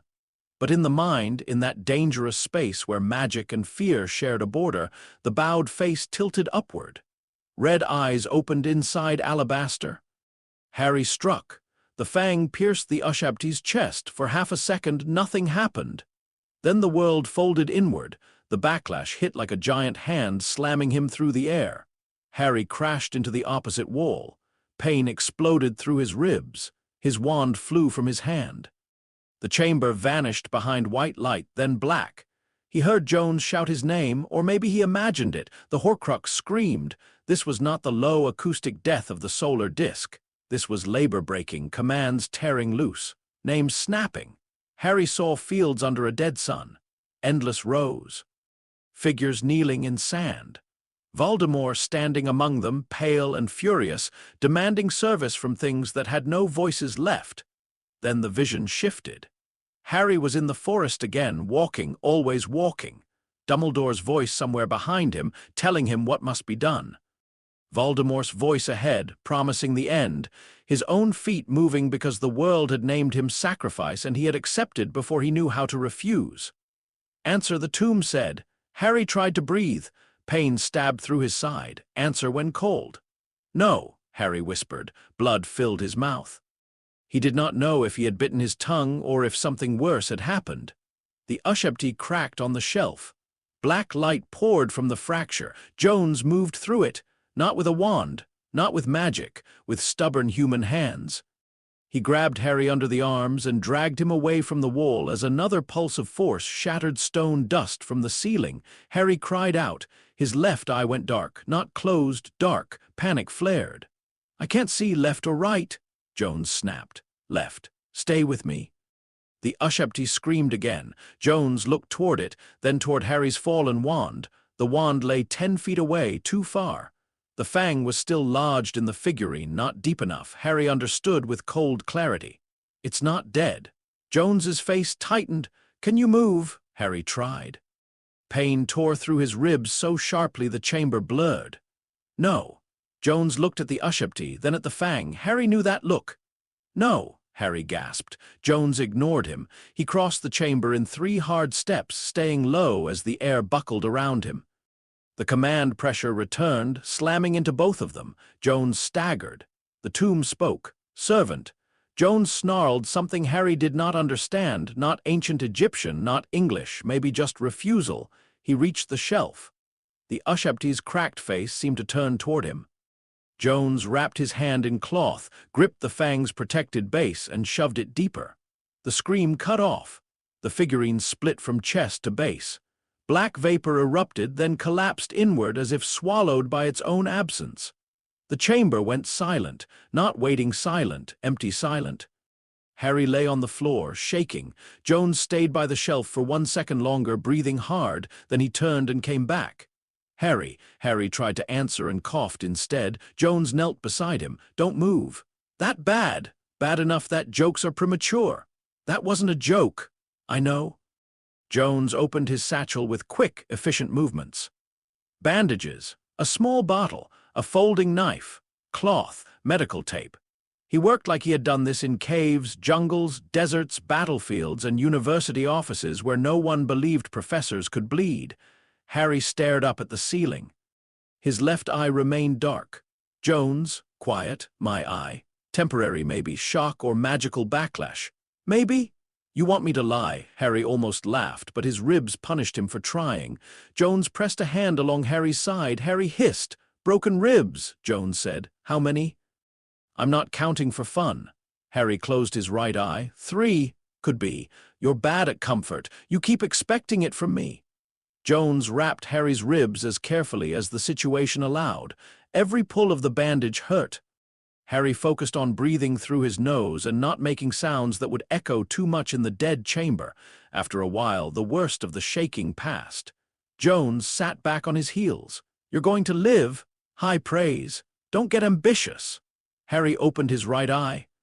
Jones's face swam above him, lined with dust, sweat, and worry he was trying badly to disguise as irritation. You pushed the fang in, Harry said. Yes, you touched it, with cloth. That doesn't make it safe. No, you could have died. Jones looked toward the broken Ushapti. So could you. Harry did not have the strength to argue. For 10 minutes they remained in the dust. Harry's left vision returned slowly as a gray blur, then shadow, then partial shape. Not clear, but no longer gone. His ribs remained a hot cage of pain. His breathing felt shallow. The Horcrux was gone. He could feel that more clearly than anything. The chamber had lost its command.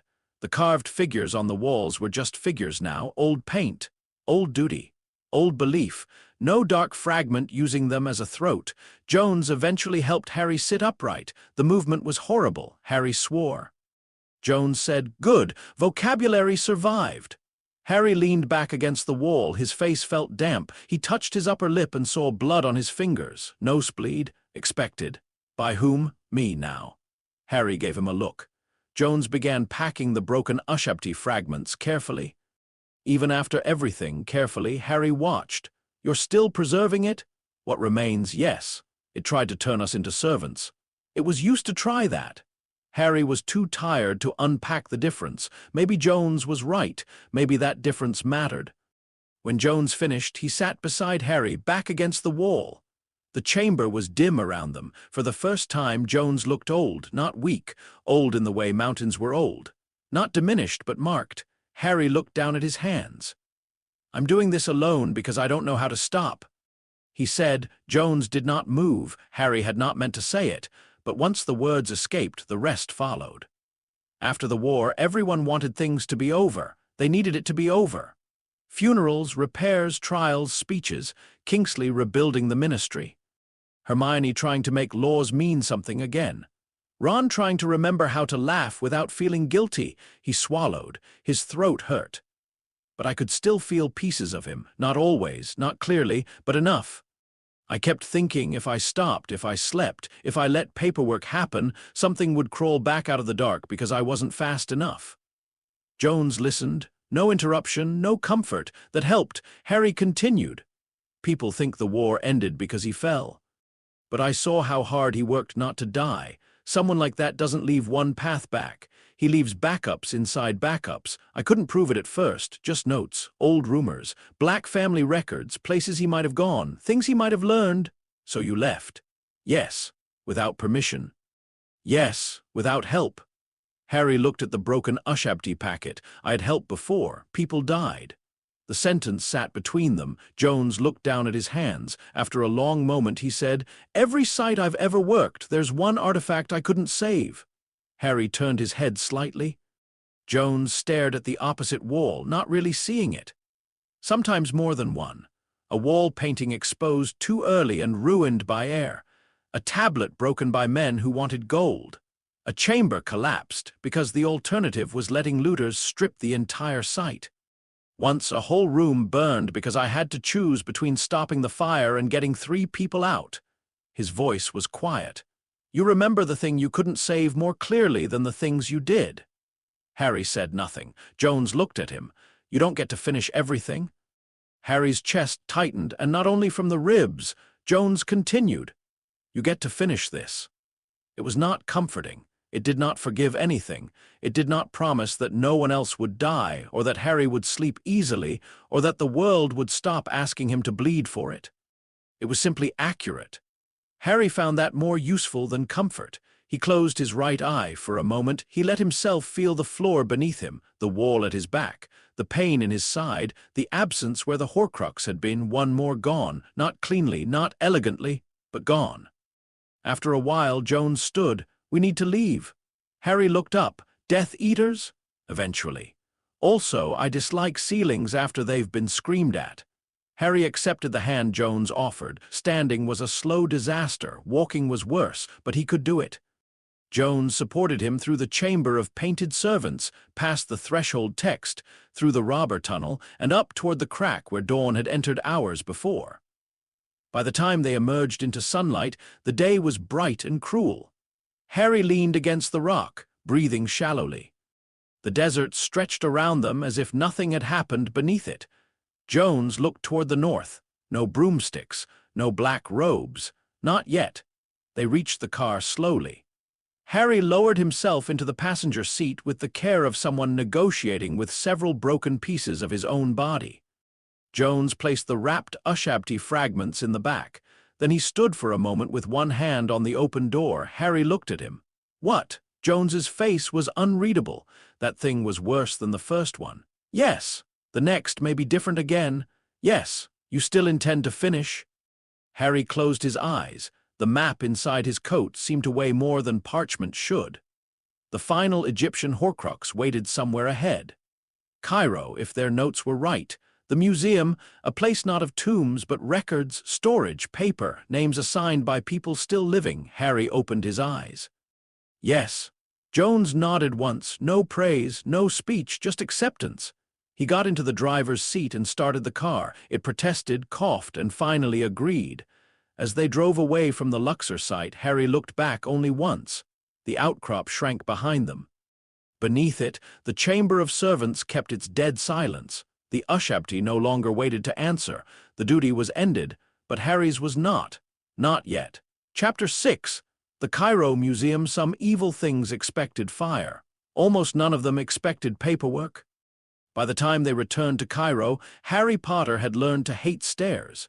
He had hated many things before: dementors, reporters, pure blood politics, ministry hearings, the sound of his own name shouted by strangers, the particular expression people wore when they wanted him to be grateful for surviving.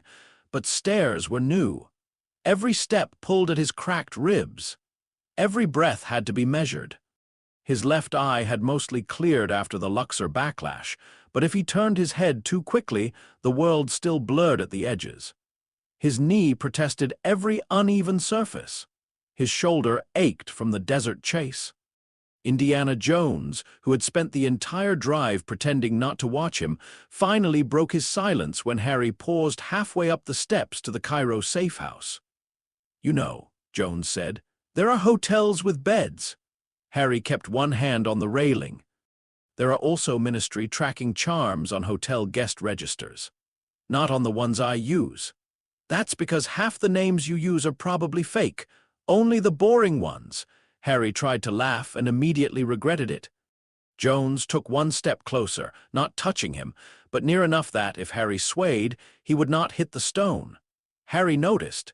He pretended not to. That was the polite thing to do between men who had recently dragged each other out of tombs and still wanted to maintain the illusion of independence. "I need the Cairo map," Harry said. "You need sleep." "I need the map first. You're bleeding through your shirt." Harry looked down. A faint spot of red had appeared near his side where the bandage pulled under his coat. "It's not much." "That sentence has killed better men than you." Harry leaned his head briefly against the wall. The stairwell smelled of dust, old plaster, and someone frying onions in a nearby room. Cairo moved beyond the shutters, loud and alive. It felt wrong that the city continued as usual while pieces of Voldemort's soul died beneath deserts and tombs. But cities were good at that. People died. History cracked, evil hid, and someone still had to buy bread in the morning. Harry pushed himself upright. "One map," he said. "Then sleep." Jones looked at him for a long moment. Fine, but if you fall over, I'm not carrying you politely. There's a polite way. No, they climbed the rest of the stairs. The safe house was exactly as Harry had left it, and somehow worse. The fan still turned lazily overhead. The gramophone still sat in the corner like a sulking ghost. Dust had collected on the table, except where the red circled maps pulsed faintly under protective charms. 3 circles had once marked the Egyptian Horcrux trail. Amarna was dark now. Luxor was dark now. Only Cairo remained. The final circle had never pulsed as strongly as the others. Even now, as Harry approached the table, it did not flare or whisper. It barely breathed, a small, cold pinprick, easy to miss, easy to underestimate. Harry stared at it. The mark sat not in the desert, not beneath ancient stone, but in the center of Cairo, at the Egyptian Museum. Jones came up beside him. His face changed, not fear, not surprise, offense. "No," Jones said. Harry looked at him. "What? No, you don't even know what I'm going to say." "It's in the museum." "Yes, no." Harry closed his eyes. "Jones, no. It's a Horcrux. It's in the Egyptian Museum." "That doesn't make it less a Horcrux. It makes your first bad idea illegal in 6 extra ways." Harry opened his eyes. "My first bad idea? You want to break in?" "I didn't say that." "You looked at the map like a man about to break in." Harry's jaw tightened. "Because if the object is in there, we have to destroy it." "Yes." "Then, through the front door." Harry stared. "You can get us inside." Jones looked insulted. "Of course I can get us inside.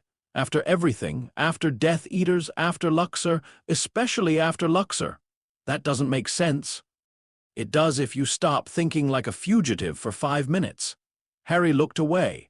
The word struck harder than Jones probably intended. Fugitive, not technically, not officially, but close enough.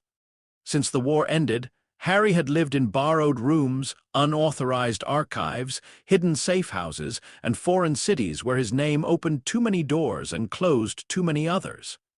He had told himself it was because speed mattered.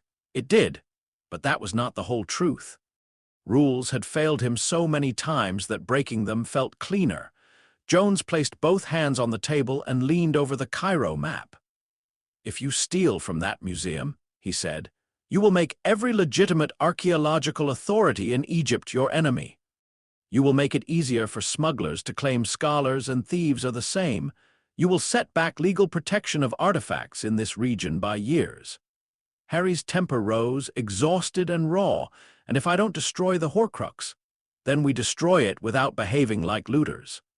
Harry stared at him. That word was worse. Looper, thief, violator of graves. Harry had been called many things, but not that. "I'm not stealing treasure." "No, you're trying to remove a dangerous object. Motive matters morally. It does not always matter historically." "Historically?" Jones turned to him. "Every empire says it only takes what must be taken. Every collector says the object is safer with him. Every thief has a reason. I'm not saying you're them. I'm saying the museum will not know the difference when a British wizard breaks into its storage and destroys an artifact." Harry looked down at the map. British wizard. That was also worse than he wanted it to be. He thought of the Black Archive, the language in its notes. Foreign methods. Lesser traditions. Primitive vessel rights. Wizards liked to think they were above Muggle colonial arrogance. They were not. They had simply hidden theirs behind spells. Harry breathed carefully because breathing angrily hurt. "What do you suggest?" Jones tapped the museum circle. "I know the head of collections." "Of course you do." "I will ask for access to the unprocessed seizure crates." "The what?" Jones walked to the pile of papers near the window and began searching through them. "Black market seizure. 3 years ago, customs intercepted a mixed shipment. Mostly Ptolemaic bronze work, some later pieces, some fakes, some items with unclear provenance. The museum has had it in storage waiting for cataloging resources." Harry felt the pinprick on the map. "That's why the signal is weak. Because the object is unprocessed? Maybe. Or because it's surrounded by other artifacts and the identity is unstable." Jones paused. The idea clearly interested him despite himself. "Uncatalogued," he said. Harry looked up. "What?" "Not yet fully named by the institution." He returned to the table, suddenly more alert. The first object was falsely contextualized. The second was too coherently contextualized. This one may be different. Harry tried to follow through the pain and fatigue. It's in storage. Yes. So museum storage is not a tomb. It is a transitional state. An object arrives as one thing, gets examined, assigned, numbered, classified, and integrated into an institutional record.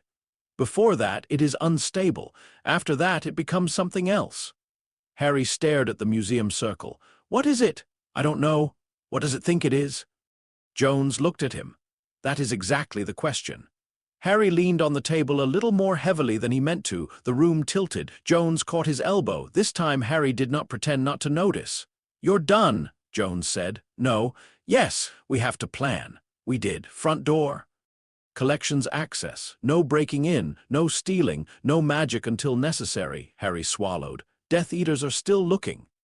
And they will expect you to chase the Horcrux like a man with a hammer. I have a fang, not a hammer. Same problem. Harry did not have the energy to be offended. Jones guided him toward the narrow cot in the corner. Harry resisted for one step, then his ribs made the decision on behalf of both of them. He sat. The cot creaked. I'm not sleeping long. You're sleeping until you wake up. That's not a plan. It's the oldest plan. Harry lowered himself carefully onto the cot. Pain flared, then settled into a dull, hot ring around his side. Jones pulled the map from the table and folded it. Harry opened one eye. What are you doing? Removing temptation. I'm not a child. You keep saying that in situations where children would show more sense. Harry would have replied, but sleep came for him like a stunning spell. When he woke, the room was darker. Late afternoon light cut through the shutters in sharp bars. The fan still turned. The gramophone was playing static, though Harry had no memory of turning it on. Jones sat at the table. Hermione sat across from him.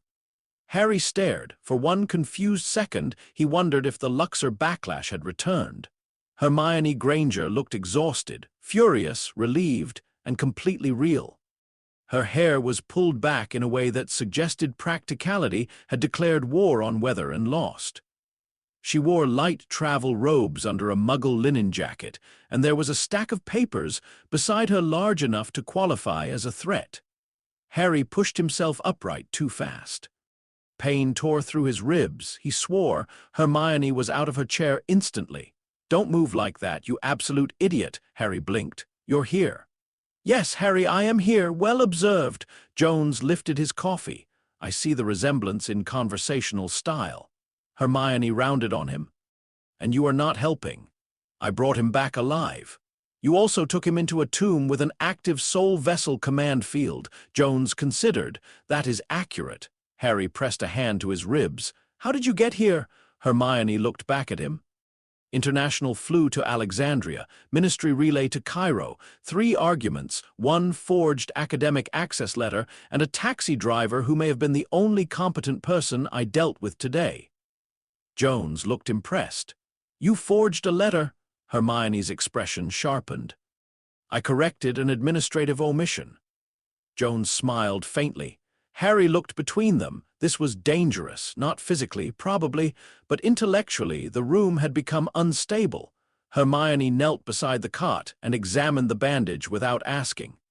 Harry let her, partly because resisting would hurt and partly because Hermione's hands were already glowing faintly with diagnostic magic. 3 cracked ribs, she said. 1 hairline fracture, bruising, magical shock residue around the left optic nerve. Merlin, Harry, I'm all right. Her eyes lifted. Harry corrected himself immediately. I'm injured but functional. Jones pointed at him. Keep that. Hermione glanced at Jones. You trained him out of fine, partially. I may forgive you for some of this. Harry groaned. Please don't become friends. We are not friends, Hermione and Jones said at the same time. Then they looked at each other with mutual suspicion. Harry closed his eyes. Nightmare. Hermione healed what she could safely heal without exhausting him. The deeper magical shock had to fade naturally, she said, and the ribs needed proper rest after this was over. Harry did not argue because the phrase, after this was over, mattered more than the pain. Then they worked. Hermione had brought more than papers. She had brought context. Museum procedures. magical contamination guidelines drafted after several 19th-century incidents no one had bothered teaching Harry about. Egyptian Magical Authority Notes on Cursed Artifacts, a translated section of an old preservation law. 3 pages of commentary on Essentia, with one paragraph aggressively disputing Jones's Provenance translation and another grudgingly admitting it was useful. Jones read that paragraph twice and smiled. Hermione noticed. "Do not enjoy that. I'm documenting the moment."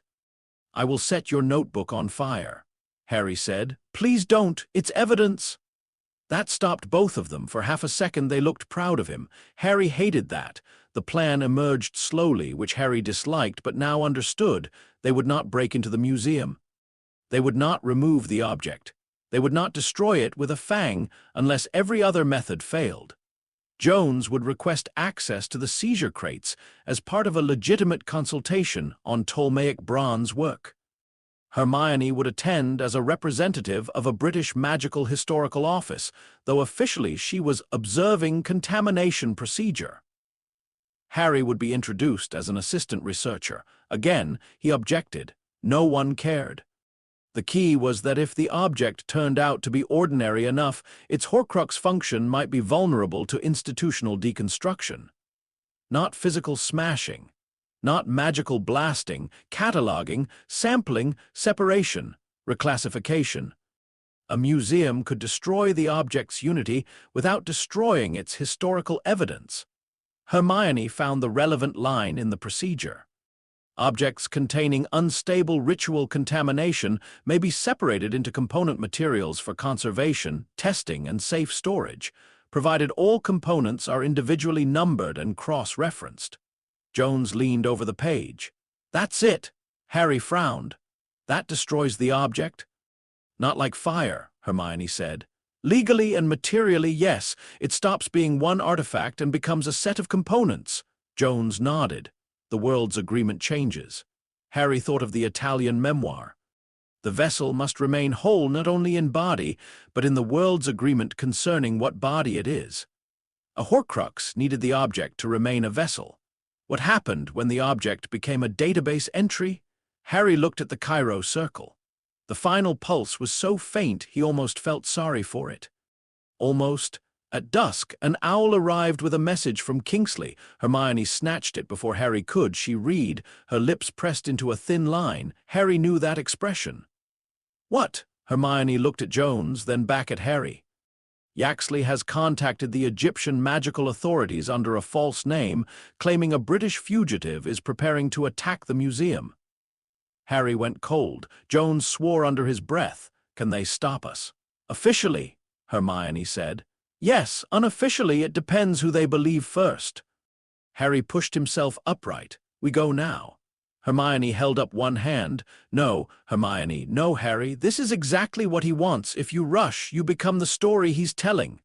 Jones looked at her with clear approval. Harry ignored him. "He knows where the Horcrux is. He suspects." Hermione said, "And he knows you, which means he expects you to panic when the word museum is involved." "I don't panic." Hermione and Jones both looked at him. Harry exhaled. "I respond quickly."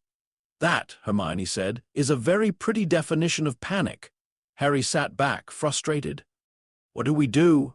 Jones tapped the museum access letter. "We become official before he does." The next morning, Harry entered the Egyptian Museum through the front door. It felt wrong, not because the museum was hostile, because it was not. Sunlight fell across the entrance. Visitors moved through the halls. Guides spoke in several languages. Children stared at statues. Scholars leaned over notes. Guards watched lazily but not carelessly. The building held old things in a living world, not hidden from people but surrounded by them. Harry had expected danger. Instead, he found procedure. Jones transformed the moment they entered. In the desert, he had been sharp, practical, rough-edged. In the museum, he became something else. Recognized. A guard greeted him. Then a curator. Then another man who looked at Jones with the weary expression of someone who had argued with him before and expected to lose again. They spoke in Arabic, then English, then French for no reason Harry could determine, except that academics apparently changed languages when irritated. Hermione followed with a folder of documents and a face that dared anyone to challenge her credentials. Harry walked behind them, trying not to look like a fugitive, assistant, weapon, or badly dressed government spook. He suspected he managed 2 out of 4. They were taken through public galleries into quieter halls, then through a locked door into the museum's working interior. The smell changed. Less tourist dust, more paper, wood, metal shelving, old cloth, chemical preservative, and time, storage. Real storage, not the dramatic treasure rooms imagined by people who thought museums were full of golden idols on pedestals. Crates lined the walls. Shelves held trays of labeled fragments. Objects rested in foam supports, cloth wraps, boxes, drawers, tags hung from strings. Numbers marked histories in ink. To Harry, it looked chaotic. To Jones and Hermione, it seemed almost comforting. "This way," said the head of collections, Dr. Samira Haddad. She was a compact woman in her 50s, with silver threaded through her dark hair, and an expression that suggested nonsense had a short life expectancy near her. She had greeted Jones warmly, Hermione cautiously, and Harry with one sharp look that made him stand straighter. Jones had introduced her as an old colleague. Harry suspected that meant they had survived something together or sued the same donor, possibly both. "The seized shipment is in secondary storage," Dr. Haddad said, "unprocessed beyond initial customs inventory. If you are correct that one object has ritual contamination, I want it identified before the ministry people arrive asking why I allowed foreigners near it." Hermione's eyes sharpened. "Ministry people?" Dr. Haddad glanced at her. 2 representatives from the Egyptian Magical Office requested emergency access this morning. Something about British dark artifacts. Harry's hand moved slightly toward his wand. Jones noticed, Hermione noticed, Dr. Haddad definitely noticed. "Mr. Potter," she said. Harry froze. So much for assistant researcher. Her expression did not change. "Yes," she said, "I know who you are. Try not to look so surprised. Some of us read more than British newspapers." Harry swallowed. "I'm not here to endanger the museum." "I know," she said. "That is why you are still inside it." That shut him up. Jones looked mildly amused. Hermione looked deeply satisfied. Dr. Haddad led them into a long storage room where several wooden crates sat on raised platforms.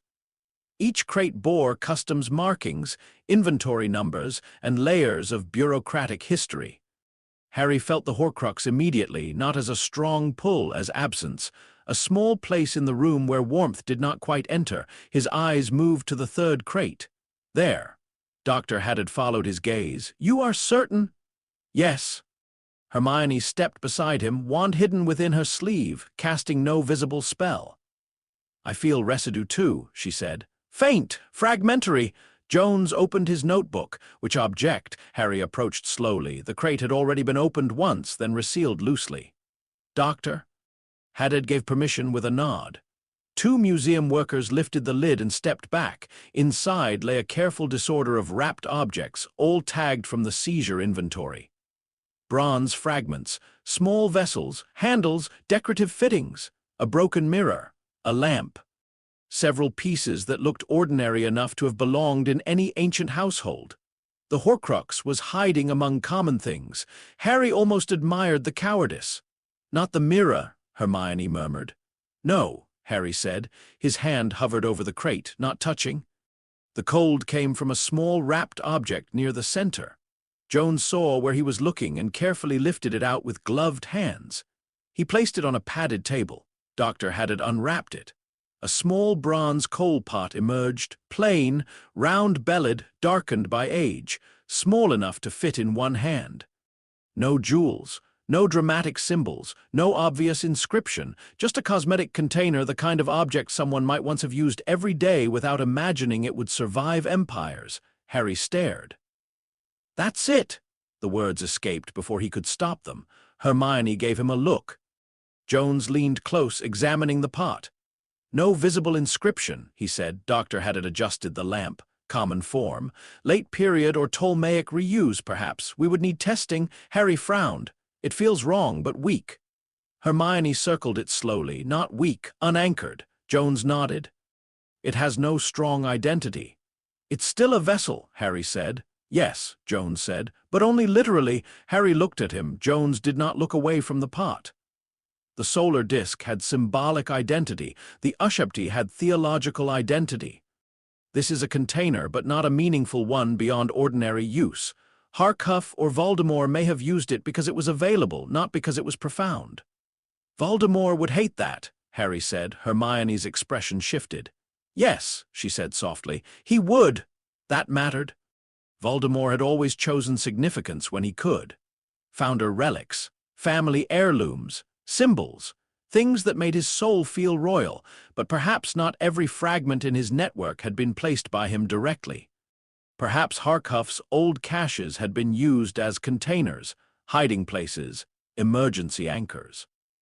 Perhaps the final Egyptian Horcrux had been created in haste, or transferred, or concealed inside an ordinary vessel precisely because no one would think to respect it. A piece of Voldemort's soul inside a make-up pot. The indignity was almost funny, almost. Harry reached inside his coat for the fang. Jones stopped him with one word. No, Harry looked at him. It's right there. Yes, we can end this. Yes, with the fang. No, Harry's frustration flashed. Why not? Jones pointed to the coal pot. Because this one you can do with paperwork. Harry stared. Hermione, to his surprise, did not immediately object. Instead, she looked at the pot more closely. He may be right. Harry turned to her. You too? If the vessel's identity is already weak and the anchor depends on continued object wholeness, formal deconstruction may be sufficient. Harry looked between them. You're saying we file it to death? Jones smiled faintly. That is the vulgar version. Dr. Haddad folded her arms. I would like the non-vulgar version. Hermione stepped forward, all sharp focus now. This object contains unstable magical contamination attached to its wholeness as a vessel. Destroying it violently may release harmful backlash. But if the museum's established contamination protocol separates the object into component materials, records them independently, and stores them separately, the original vessel ceases to exist in both physical and institutional terms. Dr. Haddad looked at Jones. Is that archaeologically defensible? Jones nodded. For a contaminated bronze object of uncertain provenance, yes. Sampling, residue separation, independent cataloging, photographic record, cross-referenced accession numbers. It preserves information while ending object unity. Doctor. Haddad looked at Harry. And magically, Harry stared at the pot. The cold spot pulsed once, small, afraid. He could feel it now, not confidence, fear. The Horcrux did not want the fang, but it understood violence. It could resist violence, scream against it. Backlash, curse. Try to take something with it. Paperwork was different. Cataloging did not attack, it defined. Sampling did not duel, it separated. A Horcrux needed to remain a thing. The museum would make it several things. Harry lowered his hand from the fang. Magically, he said, I think it might work, Doctor. Haddad considered. Then she turned to the workers. Prepare contamination protocol. The room began to move, not frantically, professionally. That was what made it beautiful. No one shouted. No one drew weapons. No one invoked destiny. Gloves were changed. Forms appeared. A camera was set up. The coal pot was assigned a temporary number, then photographed from every angle. Its measurements were taken. Its weight recorded, its surface examined under magnification. Harry stood nearby, feeling increasingly strange. He had walked into forests to die. He had dueled monsters. He had stabbed soul fragments with venomous fangs.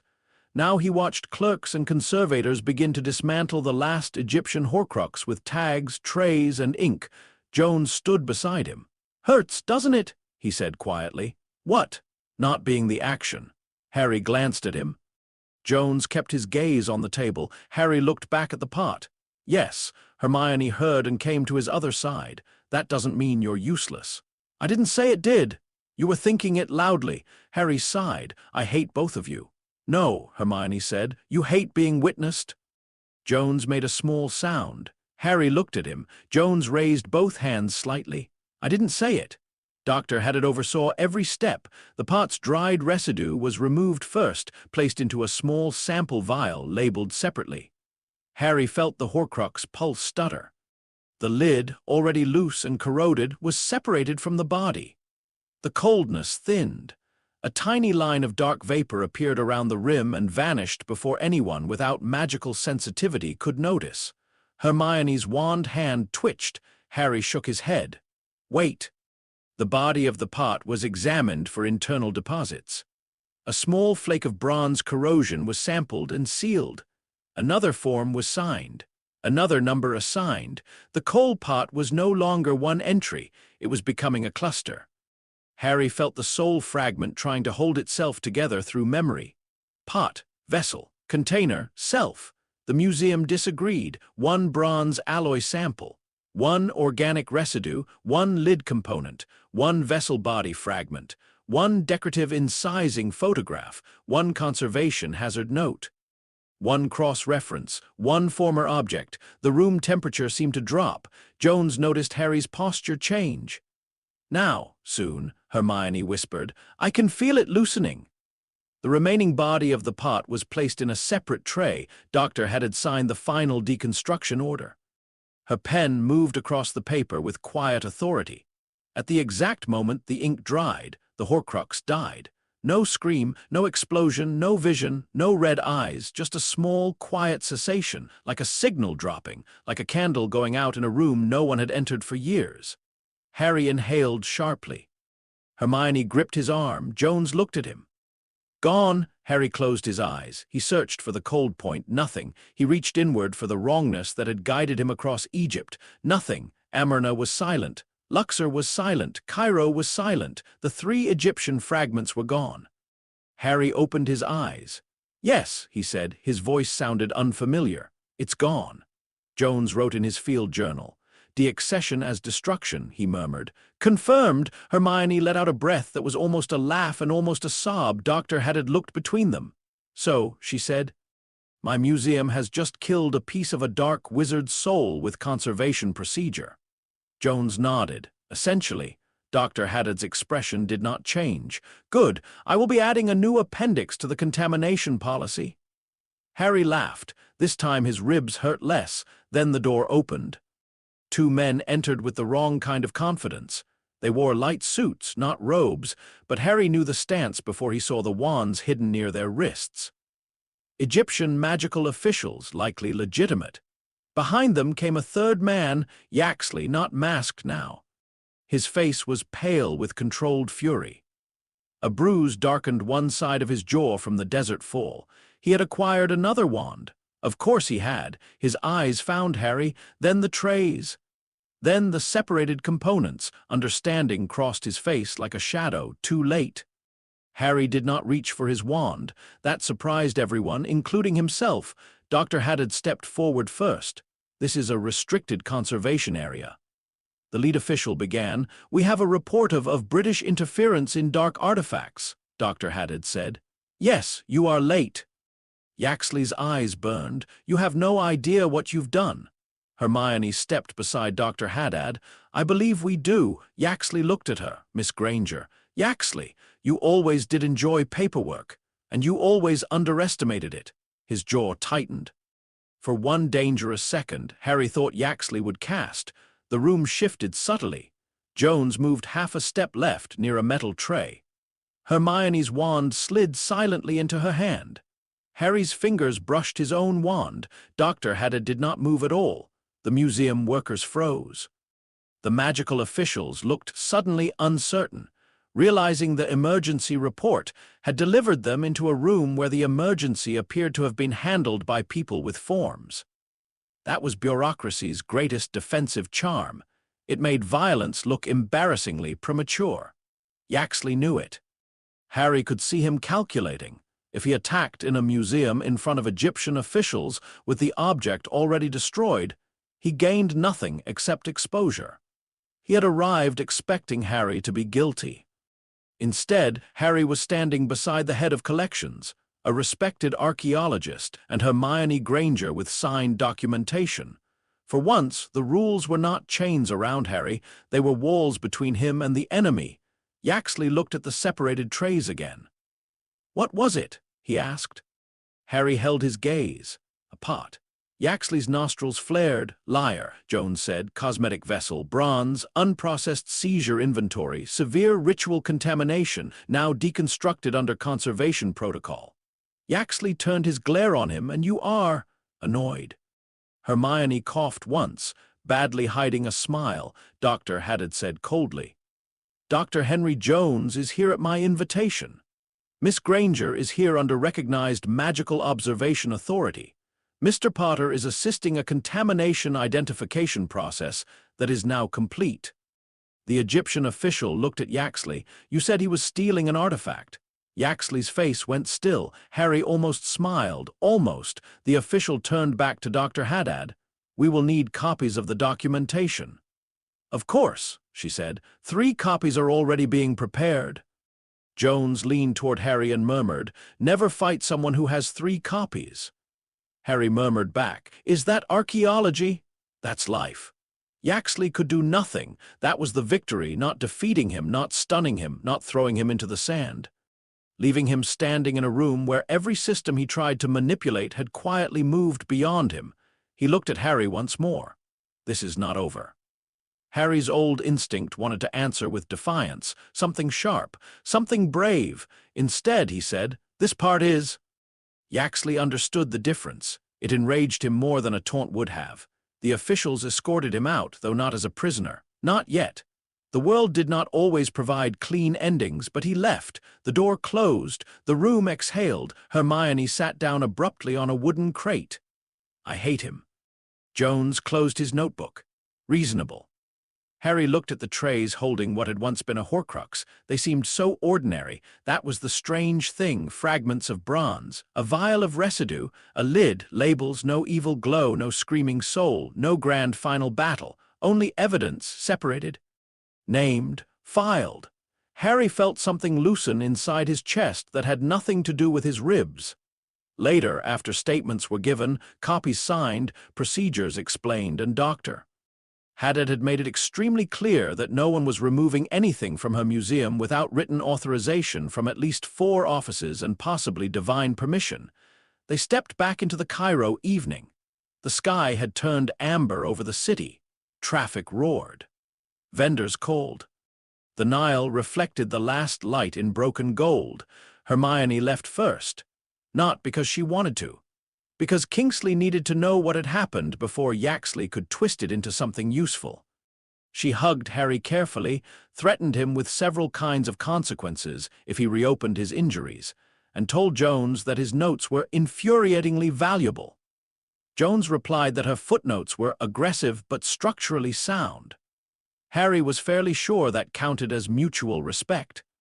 Then Hermione was gone into a ministry relay point hidden behind a bookshop, carrying copies of the museum documentation and enough anger to power a small legal revolution. Harry and Jones walked along the Nile, slowly, because Harry could not manage anything else. For a while, neither spoke.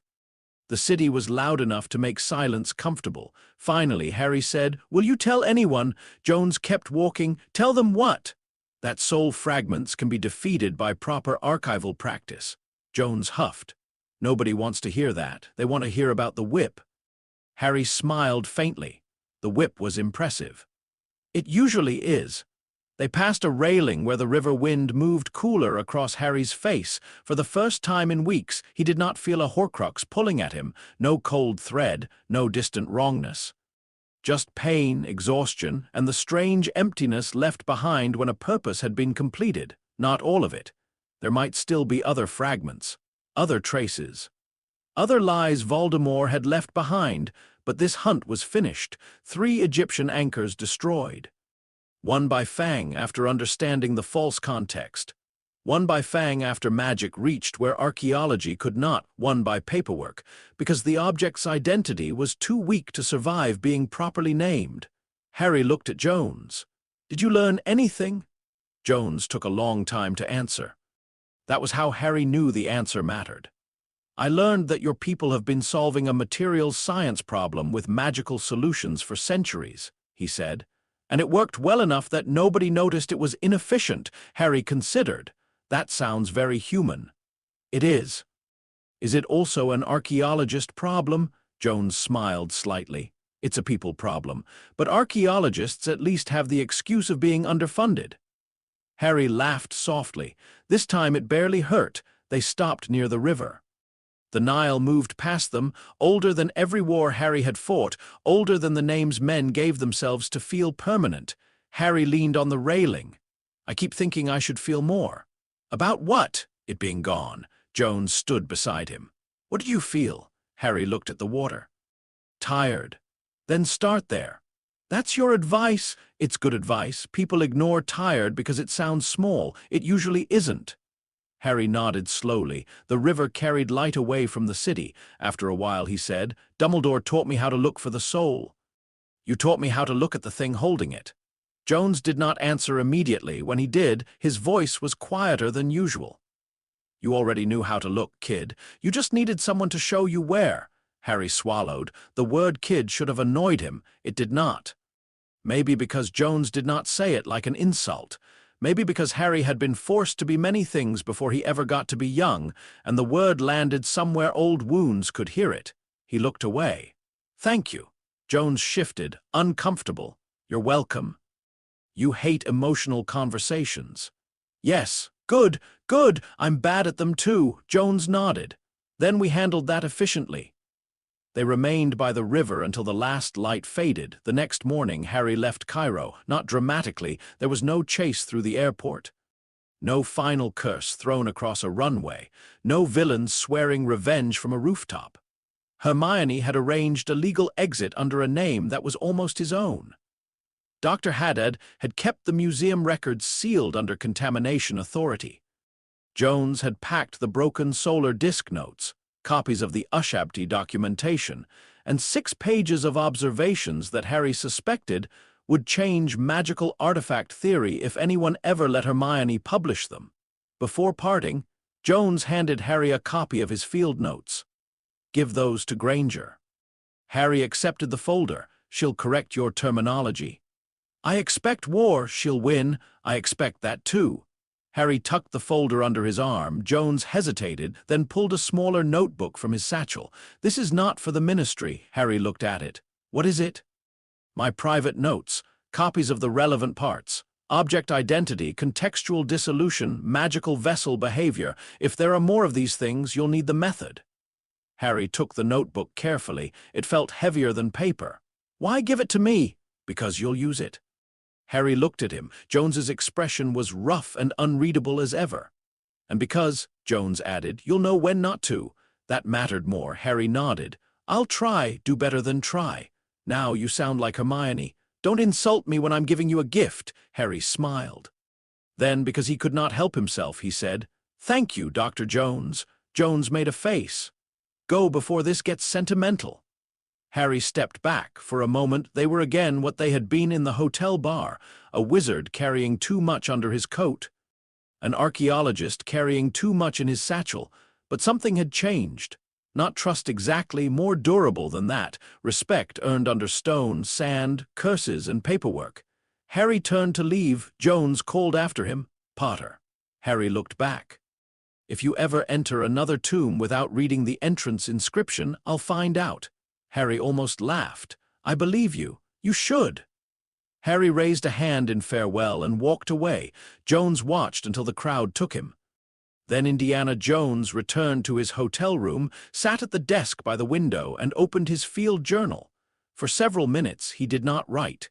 Cairo moved outside. The fan turned overhead. On the desk lay sketches of a solar disk, an Ushabti, and a plain bronze coal pot that had briefly held one of the darkest magical secrets in the world before being defeated by cataloging procedure.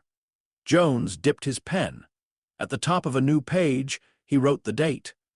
Then, object destruction via contextual dissolution. Confirmed, he paused. Added, soul anchor integrity appears dependent not only on physical wholeness, but on continued recognition of object identity within cultural, ritual, or institutional framework. Violent destruction remains effective when vessel identity is coherent beyond reinterpretation. Deaccession and component separation effective when vessel identity is weak or administratively unstable. Recommend further study. He stopped again. The next line took longer. Note, the boy understands more than he thinks he does. He always did. He just needed someone to show him what he was looking at.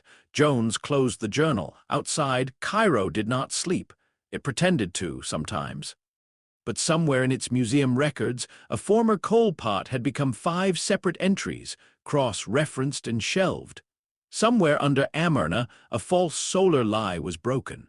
Somewhere beneath Luxor, a servant no longer answered.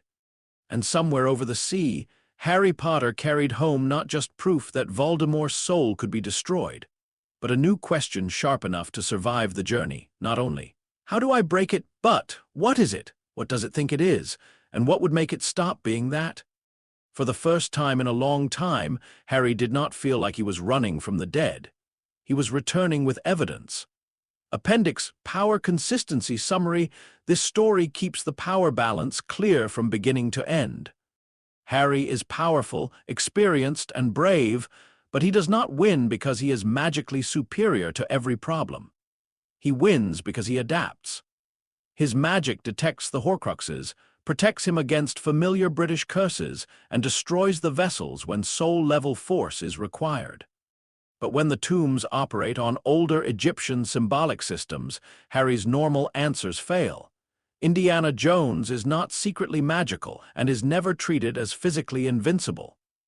His strength is literacy. History, objects, traps, institutions, and human behavior. He survives because he reads patterns faster than most people act. He can defeat Death Eater assumptions with terrain and timing, but he cannot destroy the Ushepti Horcrux through archaeology alone because that vessel's identity is too coherent. The Horcrux destruction methods escalate clearly. First, the solar disk is destroyed by basilisk venom only after Indy identifies the false burial context. Second, the Ushepti forces Harry to use direct soul-destroying violence because the object truly is a soul vessel. Third, the coal pot is destroyed through museum deconstruction because its identity as a unified vessel is too weak to survive cataloging, sampling, and separation. The real victory is not raw power. It is learning that evil can hide inside meaning, and sometimes the strongest weapon is understanding the object better than the darkness inside it.